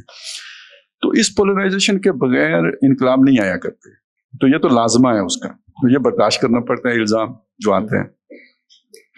अच्छा, अब आ जाए इस चीज की तरफ कि देखें, ये जो आपने एहसास कमतरी वाली बात भी की थी, बुनियादी बात क्या होती है जो मेरी समझ में आई है कुरान मजीद के मताले से, वो ये है कि इंसान के जो सोच में गलती आती है या टेढ़ आती है या वो जो सिरात मुस्तकीम है उससे इनराफ करता है, तो उसकी बुनियादी जो सबब होता है वो दुनिया की मोहब्बत होती है। और दुनिया की मोहब्बत असल में ईमान बिल आखिरा के यकीन में कमी का नतीजा होती है। यानी ये तकाबुल हर वक्त सामने रहेगा कि आपने दुनिया जन्नत बनानी है या वो जो अल्लाह ने जन्नत आपके लिए बना के रखी है वो हासिल करना है। इसको अगर आप सामने रखें तो इतना यानी सोच अगर आपकी दुनियावी हो तो देखें ना, ये हदीस कैसे समझ में आएगी कि अद दुनिया सिजनुल मोमिन व जन्नतुल काफिर। ये नुक्ता नजर का बहुत अजीम फर्क है।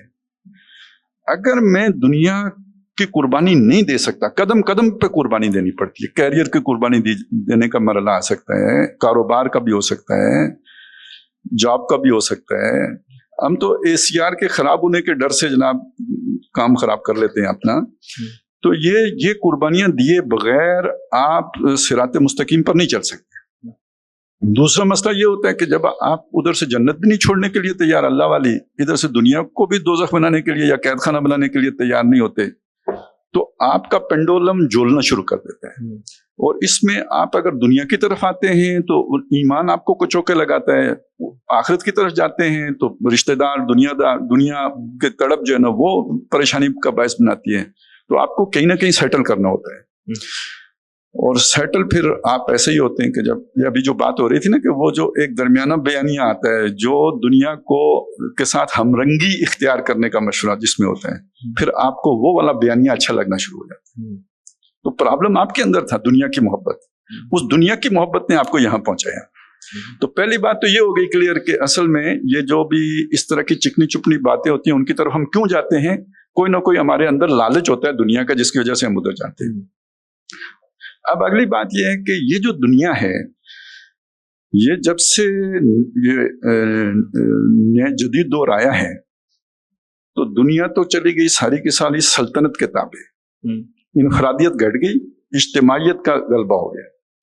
और जो आखिरी जिस फितने का जिक्र आता है हदीसों में, वो ये है फितनतुद दज्जाल, अल मसीहुद दज्जाल का फितना। तो सारी दुनिया उसकी मुट्ठी में होगी, तो सारे लोग उसी की तरफ खुराक के लिए और दुनिया के लिए उसकी तरफ बढ़ेंगे।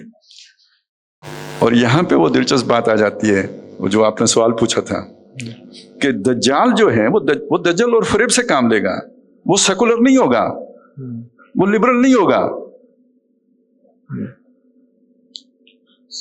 वो मेरे जैसा ही होगा। तब तो आप धोखा खाएंगे। अगर वो एक, जैसे हम समझते हैं कि उसके कोई सींग होंगे या कोई शैतानी शक्ल सूरत होगी, तो आप जरा ये सोचें कि आदम अलैहिस्सलाम को शैतान ने आके जो जन्नत में धोखा दिया था, तो वो शक्ल बना के आया था जो हमें कार्टून में नजर आती है, या कोई भले मानस बन के आया होगा, खैरखा बन के आया था, तो बड़ी शुगुफ्ता किस्म की शख्सियत बन के आया था। तो दज्जाल भी अट्रैक्टिव, हैंडसम, मतलब काफी कुछ उसके अंदर अट्रैक्शन होगी, और वो मजहबी बयानियां लेके आएगा।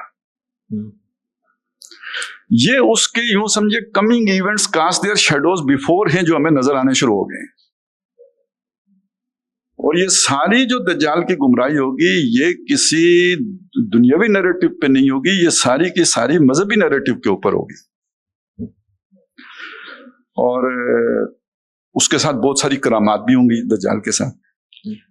अब आप देखें ना, हालात बनना शुरू हो गए कि अभी फंडिंग की बात आई थी, तो एक तो उस तरह का नैरेटिव बनाने के लिए फंड्स दिए जा रहे हैं, और दूसरा मजहबी बुनियादों पे सूफीज्म का नैरेटिव बिल्ड करने के लिए फंड दिए जा रहे हैं। अब आप जोड़ लें कि दज्जाल कौन होगा। इसलिए मैंने कहा था आपने संसार मुझे ही कराना है। तो वो एक बहुत ही यानी साहिब करामत, यानी इन्वर्टेड कामाज में बुजुर्ग होगा, यानी खानका का बाकायदा किरदार होगा, बिल्कुल दज्जाल के पूरी मॉडर्न खानका होगी सर। वही, और उसमें औरतें और मर्द इकट्ठे होंगे, और सबसे आखिर में जो उसकी तरफ अट्रैक्ट होंगी वो औरतें होंगी। सही, बिल्कुल सही। नाज़िम साहब,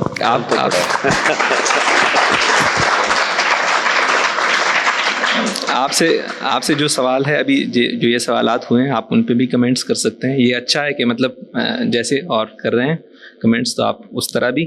लेकिन मेरा एक सवाल जो है वो बहुत आम आदमी का सवाल है कि जब वो इस्लाम पसंदों को देखते हैं, तो वो उनका इतराज़ होता है कि जिस मगरिब को आप दिन भर गालियाँ देते हैं, जिस जदीद तहजीब को आप दिन भर गालियाँ देते हैं, उसी की टेक्नोलॉजी और उसी की साइंस से आप भरपूर इस्तिफ़ादा भी करते हैं।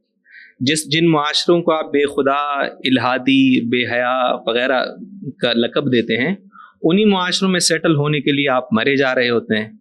तो ये तज़ाद कैसा है इस्लाम पसंदों का? मतलब या मतलब इसमें क्या, इस्लाम पसंद फिर क्या करें, मतलब ना जाएं उस तरफ? तो देखिए, ये जो टेक्नोलॉजी होती है ना, ये हमेशा आइडियोलॉजी की मोहताज होती है। जो भी आइडियोलॉजी होगी, टेक्नोलॉजी उसी बेस के ऊपर जो है वो प्रीवेल करेगी। आप इस टेक्नोलॉजी को जिस भी आइडियोलॉजी के ताबे कर देंगे, आप उसी के ज़रिए से अपने मफाद और अपने रास्ते जो है वो हासिल कर सकेंगे। अब इस वक्त जो राब्ते के ज़राए हैं ना, तो 200 साल पहले तो ट्रेन नहीं चलती थी, लेकिन वो यकदम आ गई और मवासलात के अंदर एक इनकलाब दुनिया के अंदर आ गया। और 100-150 साल पहले बिजली नहीं थी, और जब बिजली आई तो उसने दुनिया के अंदर इनकलाब बर्पा कर दिया। और अब ये जो हमारी जनरेशन्स हैं, जब हम स्कूलों में थे तो इंटरनेट की सूरत में आवाम तक रसाई शुरू हो गई कम्युनिकेशन की। दुनिया में जो सबसे बड़ी टेक्नोलॉजी है वो है ही कम्युनिकेशन की, और वही एक चीज़ को दूसरी जगह पे मुंतकिल करती है, एक बात को दूसरी जगह करती है। जिस तरह हम रसूलुल्लाह सल्लल्लाहु अलैहि वसल्लम के ज़माने के बारे में सुनते हैं कि खुद मुशरिकीन मक्का जो है, वो जो लोग काबे के तवाफ़ के लिए आते थे और हज के लिए आते थे, तो उनको खुद रसूलुल्लाह सल्लल्लाहु अलैहि वसल्लम के ख़िलाफ़ मालूमात देकर रसूलुल्लाह सल्लल्लाहु अलैहि वसल्लम के बारे में आगाही दे देते थे। اور اس زمانے کا جو سب سے بڑا سورس آف کمیونیکیشن تھا وہ بڑے بڑے اجتماعات تھے جہاں پر لوگ ملا کرتے تھے اور ایک دوسرے سے منتقل کرتے تھے معلومات کی. آج وہ تبدیل ہو چکا ہے. آج آپ کو ملنے کی ضرورت نہیں ہے لیکن آپ اپنی جیب میں موبائل رکھتے ہیں اور ساری چیز کرتے ہیں. اب اس چیز کا تعلق کسی فکری تہذیب سے نہیں ہے, کسی ٹیکنالوجی کا تعلق کسی ایسی تہذیب سے نہیں ہے, لیکن اس کے ذریعے سے وہ اپنی کون سا ابلاغ کر رہے ہیں کہ جس سے ہماری نوجوان نسل کے اوپر اثرات پڑ رہے ہیں, اور ہم کون سا اس کے ذریعے سے ابلاغ کر رہے ہیں اور اس کی شرح کیا کر رہے ہیں کہ وہ ہمارے نوجوانوں کے اوپر اس کے کتنے اثرات پڑ رہے ہیں. یہاں پر ایک چیز ہے جو اسلام پسندوں کو جو ہے وہ سوچنی چاہیے. اور مثلاً ہم جیسے دیکھتے ہیں کہ ہماری دین کے اعتبار سے, معلومات کے اعتبار سے, کلچر کے اعتبار سے, پاکستان کی ثقافت کے اعتبار سے, تعلیم کے اعتبار سے, معیشت کے اعتبار سے ہم نے اسلام کی کس طرح عکاسی اس ٹیکنالوجی کے ذریعے کی ہے اور وہ کس انداز میں اس کا استعمال کر کے اپنا رویہ جو ہے وہ لوگوں کے ذہنوں میں ڈال رہے ہیں, تو وہ یقیناً عددی طور پر بہت زیادہ ہے جس کی وجہ سے ان کے اثرات جو ہیں وہ زیادہ نظر آ رہے ہیں. لیکن ہمیں اس بارے میں وہ کمزور نہیں ہونا چاہیے. دوسری بات یہ ہے کہ میں نے پہلے بھی بات کہی تھی کہ مسلم اجتماعیت میں اس شدت پسندی کا اظہار نہیں ہونا چاہیے کہ جس سے ہم ان ساری چیزوں کو اپنے سے الگ کر دیں. میرا نہیں خیال ہے کہ یہ موبائل کے اوپر کسی ٹیکنالوجی کے اوپر کسی مذہب کا جو ہے وہ کنٹرول ہے. اس وقت کسی کا بھی کنٹرول نہیں ہے. جب ایک چیز بن گئی ہے تو اس کے اوپر جو ہے وہ استعمال شروع ہو چکا ہے. تو ہمیں اس پورے معاملے کے اندر اسی چیز کو سمجھنا چاہیے کہ جو چیز موجود ہے اس کا بہترین سے بہتر استعمال ہم کیسے کر سکتے ہیں. دوسری بات ابھی بھائی صاحب محترم نے بات کی دجل کے حوالے سے, میں اس پہ کہنا چاہوں گا, اور یہ بات حقیقت ہے کہ یہ اسلامی یونیورسٹی ہے نا, یہاں ہم بیٹھے ہوئے ہیں, تو اب جامعات جو ہیں وہ دجل کا سب سے بڑا ذریعہ ہے اس وقت. اسی اسلامی یونیورسٹی کے اندر جس مقصد کے لیے یہ قائم کی گئی ہے وہ مقصد کیا تھا کہ ہم اسلامی شریعت کی روشنی میں معیشت پر رہنمائی کریں گے, اسلامی شریعت کی روشنی میں قانون پر رہنمائی کریں گے, اور اسلامی شریعت کی روشنی میں دین کا وہ اسلوب پیش کریں گے کہ جو ہمارے روایتی دینی تعلیمی ادارے پیش نہیں کر پا رہے ہیں. لیکن اس وقت یہاں پہ کیا ہو رہا ہے؟ اس وقت یہاں پہ یہ ہو رہا ہے کہ اسلام اپنی حیثیت مجروح کر چکا ہے. یہاں پر اساتذہ کی صورت میں, انتظامیہ کی صورت میں, طلبہ کو فراہم کرنے والے ماحول کی صورت میں جو چیزیں ہو رہی ہیں اس کا کسی بھی عام یونیورسٹی کے ساتھ اگر موازنہ کیا جائے تو بالکل ایک جیسی آپ کو لگیں گی. لیکن اس کا شمار کیا ہو رہا ہوگا کہ یہ ایک اسلامی یونیورسٹی ہے. یہاں پر جو کچھ ہو رہا ہے وہ اس کا مطلب ہے کہ اسلام کو جو ہے وہ عکس پیش کر رہا ہے. اس لیے دجل نے اپنی صورتیں جو ہیں وہ بہت زیادہ تبدیل کر لی ہیں, اور قرآن کی آیات سے چیزوں کا آغاز کرنا اور اس کے بعد اس کی تشریح اپنے مطلب کے ساتھ پیش کرنا اور لوگوں کا ذہن تبدیل کر دینا, یہ ہمارا آج تعلیمی نظام کا ایک بہت بڑا ہتھ کنڈا بن گیا ہے جس نے لوگوں کو جو ہے وہ مجبور کر دیا ہے کہ وہ اسلام کے بارے میں غلط رائے قائم کریں یا اسلام کی صحیح تعلیم کو جو ہے وہ نہ سمجھ سکیں. اسی طرح مجموعی تعلیمی نظام ہمارا جو ہے جس کے اندر اب اسلام اٹ سیلف, خود اسلام پسندوں نے بھی لمیٹڈ ٹو 2 کریڈٹ آر کر دی ہے. ہم 4 سالہ تعلیم حاصل کرتے ہیں, 5 سالہ تعلیم حاصل کرتے ہیں, اس میں اسلام 2 کریڈٹ آر ہے ہمارے لیے, اور باقی 128 کریڈٹ آرز جو ہیں وہ پروفیشنل تعلیم حاصل کرنے کے لیے. یہ ساری چیزیں جو ہیں وہ خود ہمیں بتاتی ہیں کہ اسلام کی حیثیت کتنی ہے اور باقی معاشرتی چیزوں کی حیثیت کتنی ہے. اور اس کے نتیجے میں جب ہم باہر جاتے ہیں علم حاصل کر کے, یہ تعلیم مکمل کر کے فارغ التحصیل ہونے کے بعد, تو ہمیں پھر معلوم ہوتا ہے کہ شاید یہی وہ چیز ہے جو ہم نے سیکھی ہے, یہی سب کچھ اسلام تھا اور یہی ساری چیزیں. تو ہم نہ معاشرے کو اسلام سکھا رہے ہیں اور ایک لیبل لگا کر لوگوں کو معلومات ہلکی پھلکی دے کر ان کو اس دجل میں مبتلا کر دیتے ہیں کہ ہمیں جیسے کہ پورا اسلام جو ہے وہ ہر لحاظ سے جو ہے وہ سمجھ آ گیا. تو ان چیزوں کے اوپر جو ہے وہ بہتری کی امکانات بہت موجود ہیں, لیکن کن کو یہ کام کرنا ہے؟ اسلام پسندوں کے ان افراد کو کرنا ہے جو اسلام کے اطلاق کی عملی جدوجہد کر سکیں, نفاذ کی جدوجہد کر سکیں, اقامت کی جدوجہد کر سکیں. اور کیونکہ اسلام تو ہے ہی امپلیمنٹیشن کا دین, اسلام کوئی سافٹ ویئر تو ہے نہیں کہ جو ایسے ہی چلتا رہے گا, اس کو ایک ہارڈ ویئر چاہیے نا, اس کے بغیر تو وہ چلے گا نہیں. تو وہ ہارڈ ویئر کیا ہے؟ وہ امپلیمنٹیشن ہے اسلام کی. تو وہ اسی صورت میں ہو سکتی ہے کہ جب یہ سب ہمارے جو سامعین یہاں پر اس وقت بیٹھے ہوئے ہیں یہ اسلام کو اس کی روح کے ساتھ سمجھیں اور روایتی تصور اسلام سے بالا تر ہو کر اسلام کے اطلاق اور اقامت کے تصور کو صحیح سمجھیں اور اس کے مطابق پھر اقدامات کریں اور پھر اس روایتی تعلیمی نظام سے باہر نکل کر کوئی اسلام کے لیے ایک شمع جو ہے وہ روشن کر سکے. کیسر صاحب، میں زبیر بھائی ہی کی مطلب گفتگو سے ایک چیز اٹھانا چاہوں گا اس سوال کی صورت میں. وہ یہ ہے کہ انہوں نے جیسے شروع میں گفتگو کی ہے کہ یہ سمجھتے ہیں کہ ٹیکنالوجی جو ہے وہ غالباً ویلیو نیوٹرل ہے کیونکہ اس کا کسی مذہب سے تعلق نہیں ہوتا، اور اس میں بہت ڈیبیٹ موجود ہیں خود ویسٹ کے اندر کہ ٹیکنالوجی ویلیو نیوٹرل ہے یا نہیں ہے. جیسے بالفرض اگر بالفرض آپ سمجھتے ہیں کہ اس میں وہ ساری بات آ جائے گی، اگر آپ سمجھتے ہیں کہ نہیں ٹیکنالوجی ویلیو نیوٹرل نہیں ہے، اس میں جدیدیت کی ویلیو موجود ہے، تو پھر آپ خود ٹیکنالوجی استعمال کرتے ہیں، پھر آپ ترتیب کیا بناتے ہیں اس کے لیے، یعنی جواب کیا دیتے ہیں لوگوں کو؟ بڑا سمپل جواب دیتے ہیں کہ اگر آپ کا نظریہ یہ ہے کہ اگر آپ کسی کی ٹیکنالوجی یوز کر رہے ہیں تو آپ اس پہ کریٹیسائز نہیں کر سکتے، تو ویسٹ تو تقریباً کوئی 100 ملین یوروز کے لگ بھگ کی سبزیاں وغیرہ افریقہ سے لے کے آتا ہے، تو کیا آرگومنٹ رکھیں کہ یار جن کا کھاتے ہیں ان پہ کریٹیسائز کیوں کرتے ہو؟ یورپ کے اکثریت ممالک کی ٹیکنالوجی ڈپینڈ کرتی ہے چائنا پہ، اور وہ چائنا کے کبھی ہیومن رائٹس ریکارڈ کو ڈسکس کر رہے ہوتے ہیں، کبھی یہ تنقید کبھی وہ تنقید. تو آپ تو سارا کچھ چائنا کا کھا رہے ہو، پھر یہ آرگومنٹ رکھیں کہ جن کا کھا رہے ہو کیوں ان پہ آپ اعتراض کرتے ہو؟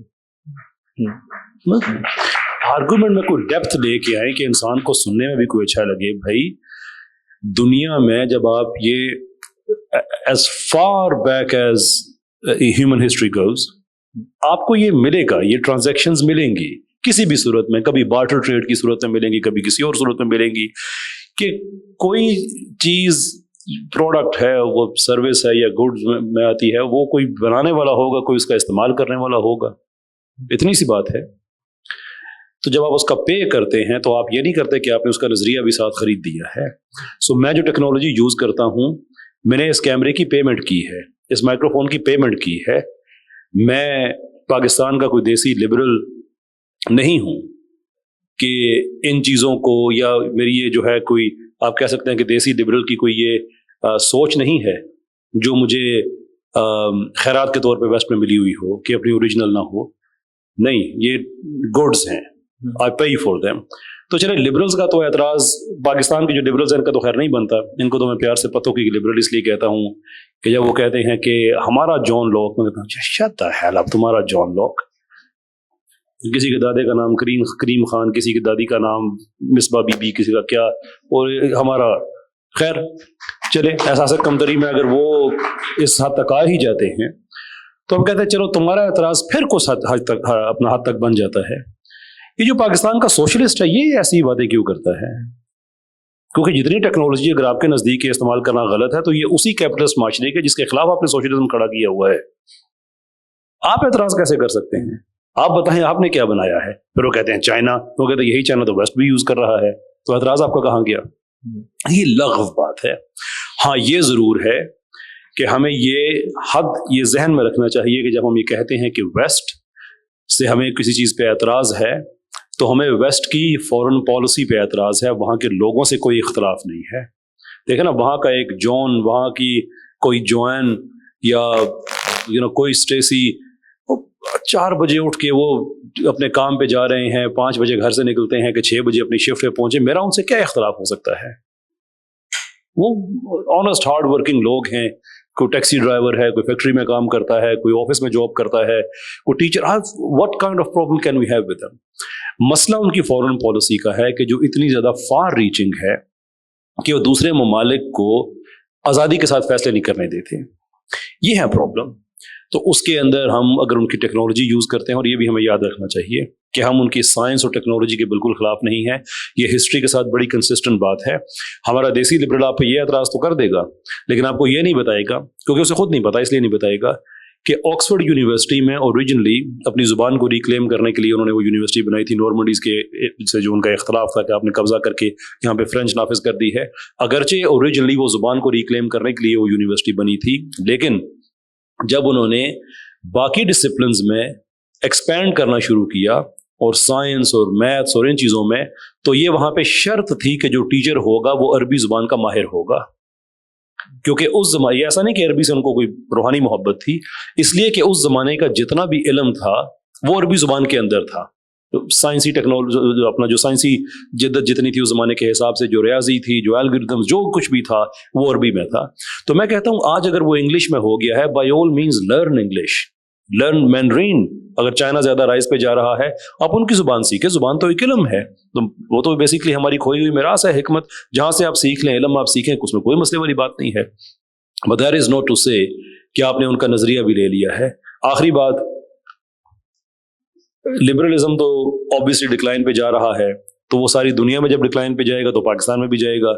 ویسٹ کے اندر تو بحث ہے کہ یہ 40 سے 60 سال کی گیپ رہ گئی ہے لبرل ہیجمنی کی, اس کے بعد تو ایک نیا آرڈر ہے, اس نے آنا ہے, کیونکہ دنیا کے آرڈرز ہمیشہ تبدیل ہوتے ہیں ہر کچھ عرصے کے بعد.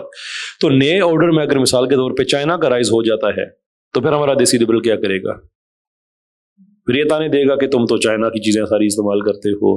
نہیں بھائی, آج آپ چائنا کے خلاف ہیں, یو آر ٹوڈے, اس لیے کہ آپ کو امریکہ اجازت نہیں دیتا ہے, تو اس لیے یہ کوئی آرگومنٹ میں کوئی جان نہیں ہے. آخری چیز کہ وہاں پہ جانے کے لیے لوگ مرے کیوں جاتے ہیں؟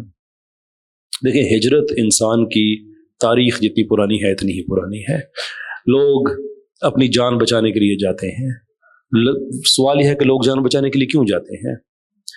جب آپ وہاں سے بیٹھ کے فیصلہ کریں کہ پاکستان جو ہماری بینکنگ ہے, فیڈرل ریزرو بینکنگ کے اصول پہ, معافی چاہتا ہوں, فریکشنل ریزرو پہ معافی چاہتا ہوں, آپ اس کو فل ریزرو پہ آپ کو اجازت نہیں ہے, جو کہ سنگل نوٹیفیکیشن سے جا سکتی ہے, اور اگر وہ چلی جاتی ہے تو پاکستان میں مہنگائی بھی ختم ہوتی ہے, 60% قرضہ ختم ہوتا ہے, 90% سود ختم ہوتا ہے, لیکن اجازت نہیں ہے.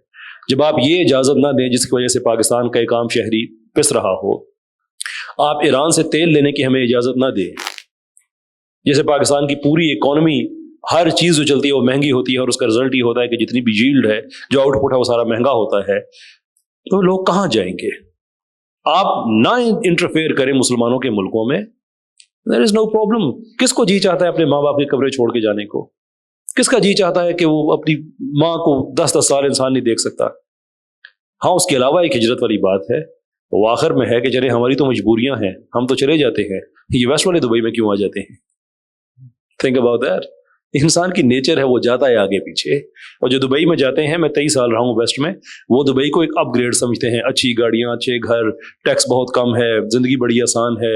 وہ ویسٹ میں تو مارے گئے, کوئی نیدرلینڈز میں دیکھیں 33% ٹیکس, UK میں دیکھیں 23 سے 25% سارے نیشنل انشورنس وغیرہ کو ملا کے, تو لوگ وہاں سے تنگ ہیں. تو اب بندہ کیا کہے کہ آپ لوگ کیوں مرے جا رہے ہیں ایک اسلامی ملک میں آنے کے لیے؟ سینٹرل ویسٹ کتنے اور ایسے ملک ہیں جہاں پہ یہ جاتے ہیں. So it is not an argument لے کے آئیں تو ایسا لے کے آئیں جس کے اندر ڈیپتھ ہو, ادروائز یہ ہوگا کہ آپ کے ایک فضول سوال پہ ہم 3 لوگوں کا اتنا وقت ضائع ہوا ہے. Thank you sir. اچھا, اس میں میں ایک اور سوال پہ بھی مختصر آپ کے کمنٹس چاہوں گا, جو بالکل عام لوگوں کے لیے ہوتے ہیں, کہ جیسے مطلب یہ تاثر عام ہے کہ لبرل لوگ جو ہیں وہ, آپ کی انٹریکشن رہتی ہیں ان لوگوں سے تو آپ بہتر جواب دے سکتے ہیں, کہ لبرل لوگ جو ہیں یہ بہت سمجھدار ہوتے ہیں, بہت پڑھے لکھے ہوتے ہیں, بہت عقل مند ہوتے ہیں, تو کیا یا بہت وسیع الظرف ہوتے ہیں. وسیع الظرف تو خیر ہم نے دیکھ لیا ہے مطلب اسی پروگرام کے سلسلے میں.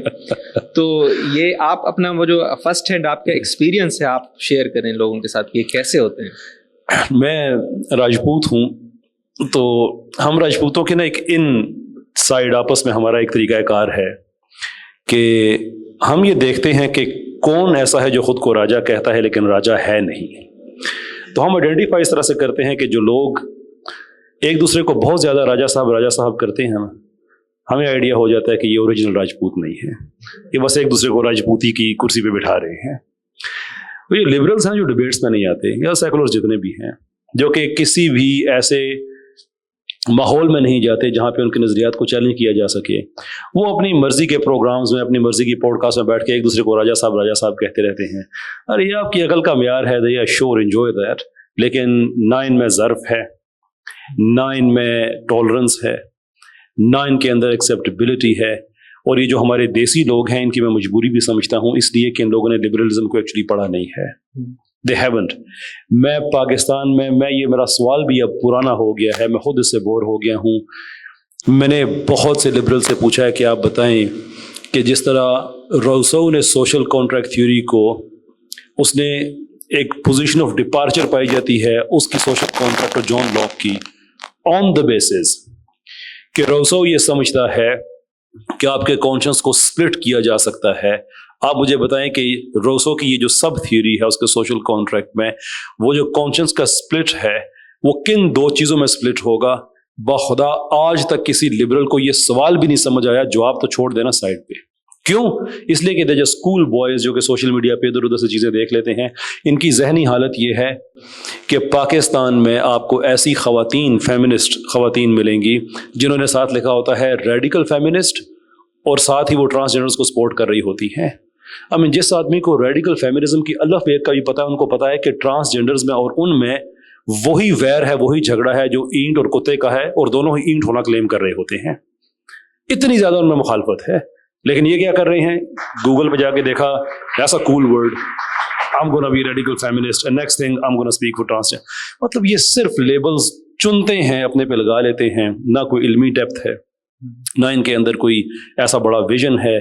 میں ہمیشہ ایک وہی کہتا ہوں کہ یہ صرف تاش کے پتوں کا ایک محل بنا ہوا ہے. all you have to do is اپنے سوال کو صرف ایسے کر کے مار دیں, تماشا دیکھیں پھر کیا ہوتا ہے. Right from top to the bottom سارے کے سارے ایک طرف they have nothing to offer. میرا اگلا سوال باسی صاحب آپ سے ہے کہ مطلب جیسے ابھی ہم ان تاثرات کی بات کر رہے ہیں جو عموماً عام لوگوں کے, جیسے کیسر صاحب نے بھی کہا کہ مطلب کوئی ڈیپتھ نہیں ہے اس میں, تو وہ ایک لحاظ سے بات بالکل صحیح ہے کہ جو, لیکن وہ ہمیں پنچ کرتی ہیں یہ ساری چیزیں کہ مطلب آپ کو کمنٹس میں کسی نے کہہ دیا کہ یار بتاؤ 2-3 دکھا دو پڑھے لکھے لوگ, لبرل دیکھیں کتنے پڑھے لکھے لوگ ہوتے ہیں, مطلب اس طرح. تو وہ اس لیے میں ان کے سامنے وہ ساری چیزیں پیش کر رہا ہوں.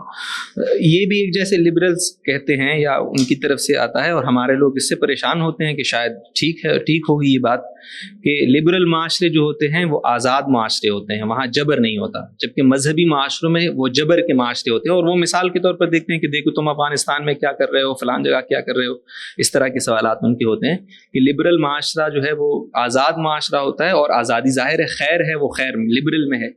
میرا سوال یہ ہے کہ کیا پہلا سوال کا ایک ٹکڑا یہ ہے کہ واقعی لبرل معاشرے آزاد معاشرے ہوتے ہیں, اور دوسرا یہ ہے کہ کیا واقعی آزادی کوئی بہت بڑی خیر ہے کہ جس کو مطلب ہر حال میں حاصل, اور وہ آزادی ہے لبرل آزادی, کیا وہ واقعی ہماری نظر میں خیر ہے یا؟ تو یہ ان دو. جی اہم سوال ہے.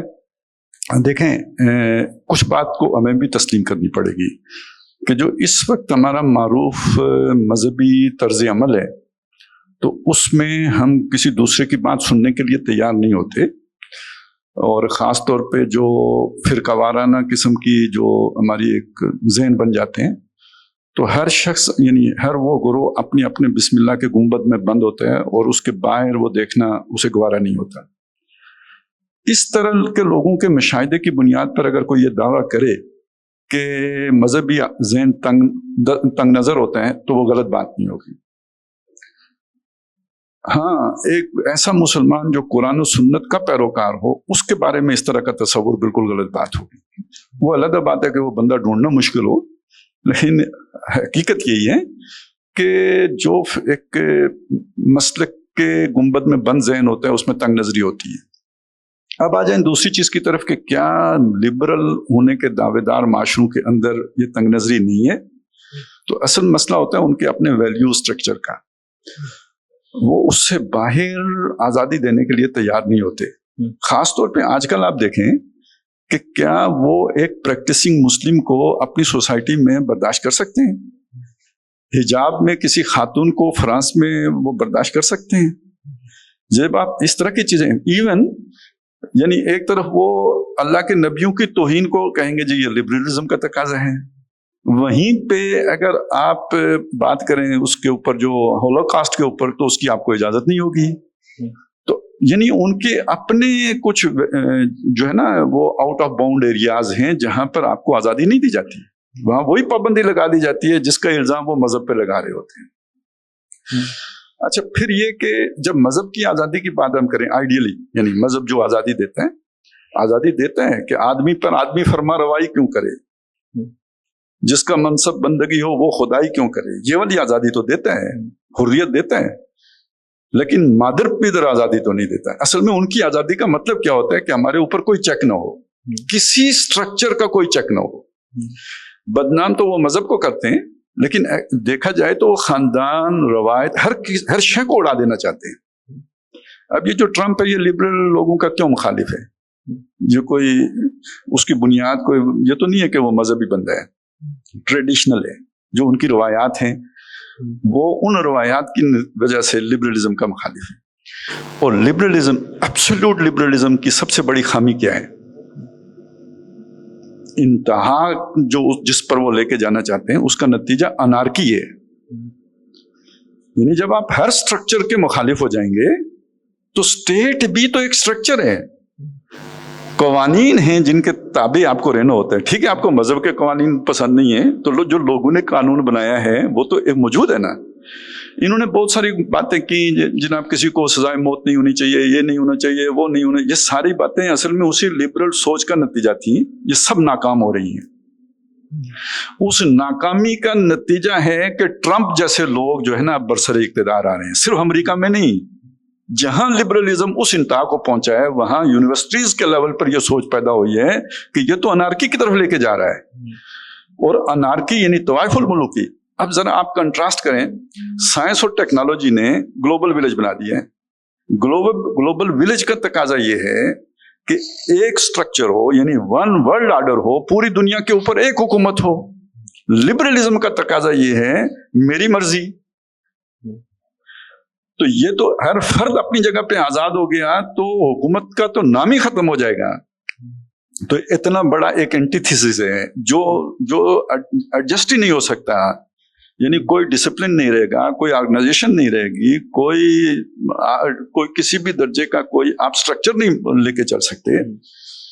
चुनाचे अब उसका एक एंटीथेसिस है, वो जो डायलेक्टिकल मटेरियलिज्म की जो बात है ना। अब जाहिर है आप जब इस इंतहा पे जाएंगे तो फिर दूसरी तरफ भी तो फितरत खींचेगी। तो अब असल में जा रहे हैं फिस्तायत की तरफ। ट्रंप एक फिस्ताई लीडर के तौर पर उभरेगा। हमारे यहाँ भी देखे ना, हमने भी आजादी एंजॉय की है। तो अब यानी हर तरह की जब आजादी की तरफ आप जाते हैं ना, फिर डंडा आ जाता है उसके पीछे, उस आजादी को खत्म करने के लिए। अब दुनिया उस डंडे की तरफ जा रही है। तो गोया इस इंतहा ने, लिबरलिज्म की इंतहा ने हमें फिस्तायत के गढ़ में लाके गिराया है। अब आगे अगर इस्लाम नहीं आता है या कोई मोतदल निज़ाम नहीं आता तो आगे ये इंतहा आ रही है कि किसी को बोलने की आज़ादी नहीं होगी, वो भी सल्ब हो जाएगी। तो इन सारी चीज़ों को जब हम सामने रखेंगे ना तो यानी उसकी खराबी जाहिर हो रही है। अगर वो कोई मोतदल शय होती, खैर चीज़ होती तो उसका ये नतीजा ना निकल रहा होता जो अब निकलने लगा है। अच्छा, इसी में एक चीज़, चूंकि वो टेक्नोलॉजी की बात भी आ गई थी ना, तो उसमें ये बात समझ लें कि मुसलमानों में से बाज लोग ऐसे जरूर हैं कि जो ये समझते हैं कि ये जो भी इजादात है ना ये वैल्यू लोडेड है। हर शहर उसके अंदर मौजूद है जो वेस्ट ने बनाई है। लेकिन ये मुसलमानों का एक छोटा सा ग्रोह होगा जो ऐसा समझते हैं। महदूद चंद लोग हैं, अक्सर व बेशतर तो हम ये नहीं समझते। हम वही समझते हैं जो अभी राजा साहब ने बयान किया कि ये चीजें जो हैं ये तो बुनियादी तौर पर ये खुद न खैर है न शर है। इनका इस्तेमाल है जो इन्हें खैर या शर बनाते हैं। हमें कुलू पितरा के हुस्न से कोई मतलब बैर नहीं है, लेकिन उस हुस्न के गलत इस्तेमाल से बैर है कि उसका करैक्टर अगर बिगड़ जाता है तो उसको हम कहेंगे कि यार ये आपका किरदार ठीक नहीं है। बाकी अल्लाह ने उसे हसीनो जमील बनाया तो हम तारीफ करेंगे, सुभान अल्लाह क्या शान है। तो वो जो चीज़ अच्छी है, जो जिसमें वो उसका वो जो अच्छाई है वो तो है अपनी जगह पे। अगर उसका इस्तेमाल गलत हो जाएगा तो वो गलत काम हो गया। बाकी जो ये एहसान है ना कि जी वेस्ट ने हमारे ऊपर ये सारा कुछ किया है, ये सहूलतें दी हैं, तो ये जैसे कि कैसर भाई ने बताया था ना कि मुफ्त नहीं दिए, पैसे लिए। मैं उस पर अगली बात कहता हूँ कि वो उसने हमें दिए हैं पैसे बनाने के लिए। और एक मतलब पहले वो चीजें उन्होंने हमें नहीं दी हैं, जब अपने लिए उससे बेहतर बना ली हैं तो फिर एक कचरे के तौर पर उन्होंने हमें भी दे दी है कि चलें भाई अब ये हमारा छोड़ा हुआ तुम भी इस्तेमाल कर लो। हमें F-16 कब दिए हैं? जब खुद F-35 बना लिए थे। ठीक है, ये चीज है, इसको सामने रखें। तो उन्होंने अपने खाते भरने के लिए हमें कुछ दिया है, एहसान करके नहीं दिया है। अब आ जाए आखिरी चीज की तरफ कि जनाब ये कोई पढ़े लिखे और बहुत ही यानी इनके अंदर वो होती है रवादारी होती है और अच्छे इंसान होते हैं, दूसरे तंग नजर होते हैं। देखिए आप अगर इस चीज को देखेंगे ना तो जितनी तंग नजरी आपको मगरिब में मिलेगी ना, इतनी मुसलमान अगर मैंने मलूकियत की बात भी की थी उसमें भी नहीं मिलेगी। और इनके यहाँ देखें अबू गरीब जेल इन्होंने बनाई है ना, वो दुनिया के सामने अच्छा पेश। पहले जंगी अजीम में कितने लोग मारे गए, दूसरी जंगी अजीम में कितने लोग मारे गए, सारा वेस्ट में हुआ। फ्रांस में इनकलाब है, 1.5 करोड़ से ऊपर लोग मारे। रूस में इनकलाब आए, वहां भी 1,90,00,000 के करीब लोग मारे। इस्लाम मुसलमानों मारे में भी आते रहे। चले आजकल चूंकि हमने बस्ती से सारा कुछ सीखा क्योंकि लाखों ही बने। ईरान का इनकलाब आया 70,000 में। जहाँ तक नबी सल्लल्लाहु अलैहि वसल्लम के इनकलाब का मामला है तो उसमें तो 1000 तक बात नहीं हो सकती। तो कॉमन 3 इनकलाब है। और कुरान मजीद ने ये एक तकाबुल किया है, जो अल्लाह से डरने वाले लोग हैं उनके बारे में ये है कि जी वो तो फूंक फूंक के कदम रखते हैं, और जो अल्लाह से नहीं डरते उनके बारे में ये मुस्तगनी मजाज होते हैं। फाम्मा मन आता वत्तका वसद्दका बिल हुस्ना फसनुयस्सिरुहु लिल युस्रा व अम्मा मन बखिला बखील वस्तगना, वो बेनियाज आदमी होते हैं, वो जितने मर्जी मार दे, वो एटम बम मार दे जापान के ऊपर, उसे कौन पूछेगा। वकज़्ज़ब बिल हुस्ना, अच्छी बात की वो तकज़ीब इसलिए करता है कि जी मेरे पास टेक्नोलॉजी है, मैं आला हूँ, मैं अरफा हूँ, मैं वाइट पर जो है ना मेरा रंग है, सफेद रंग हूं, तो वाइट सुप्रीमेसी का कायल होगा रंग की बुनियाद पर। तो ये तो सारा वेस्ट में है, ये हमारे यहाँ तो नहीं है। तो ना ही वो कोई कुशादा दिल होते हैं, ना वसीउ नजर होते हैं, ना कोई रहम दिल होते हैं। वो ये यानी दरिंदों से भी बाज मामलात में बढ़ के होते हैं। वो मुझे असल में आया याद आ रही थी सूरह नून वल कलम में, वो आगे जाके आते हैं ना, वला तोते कुल्ला हल्लाफिम महीन हम्माजिम मशाइन बिनमीम मन्नाइल लिल खैर मुअतदिन नसीम उतुल गंवार उजड़ बादा ज़ालिका ज़नीम, इसके बाद बॉर्न विदाउट एनी वेडलॉक। ये मौलाना अबुल कलाम आजाद ने इन आयात के बारे में लिखा है कि ये वो औसाफ हैं जो मगरिब में पाए जाते हैं, मगरबी तहजीब का खासा है। अरब में तो वो एक शख्स था ना जिसके बारे में ये बातें आई, लेकिन आज उसकी बुनियाद पर एक पूरी तहजीब खड़ी है।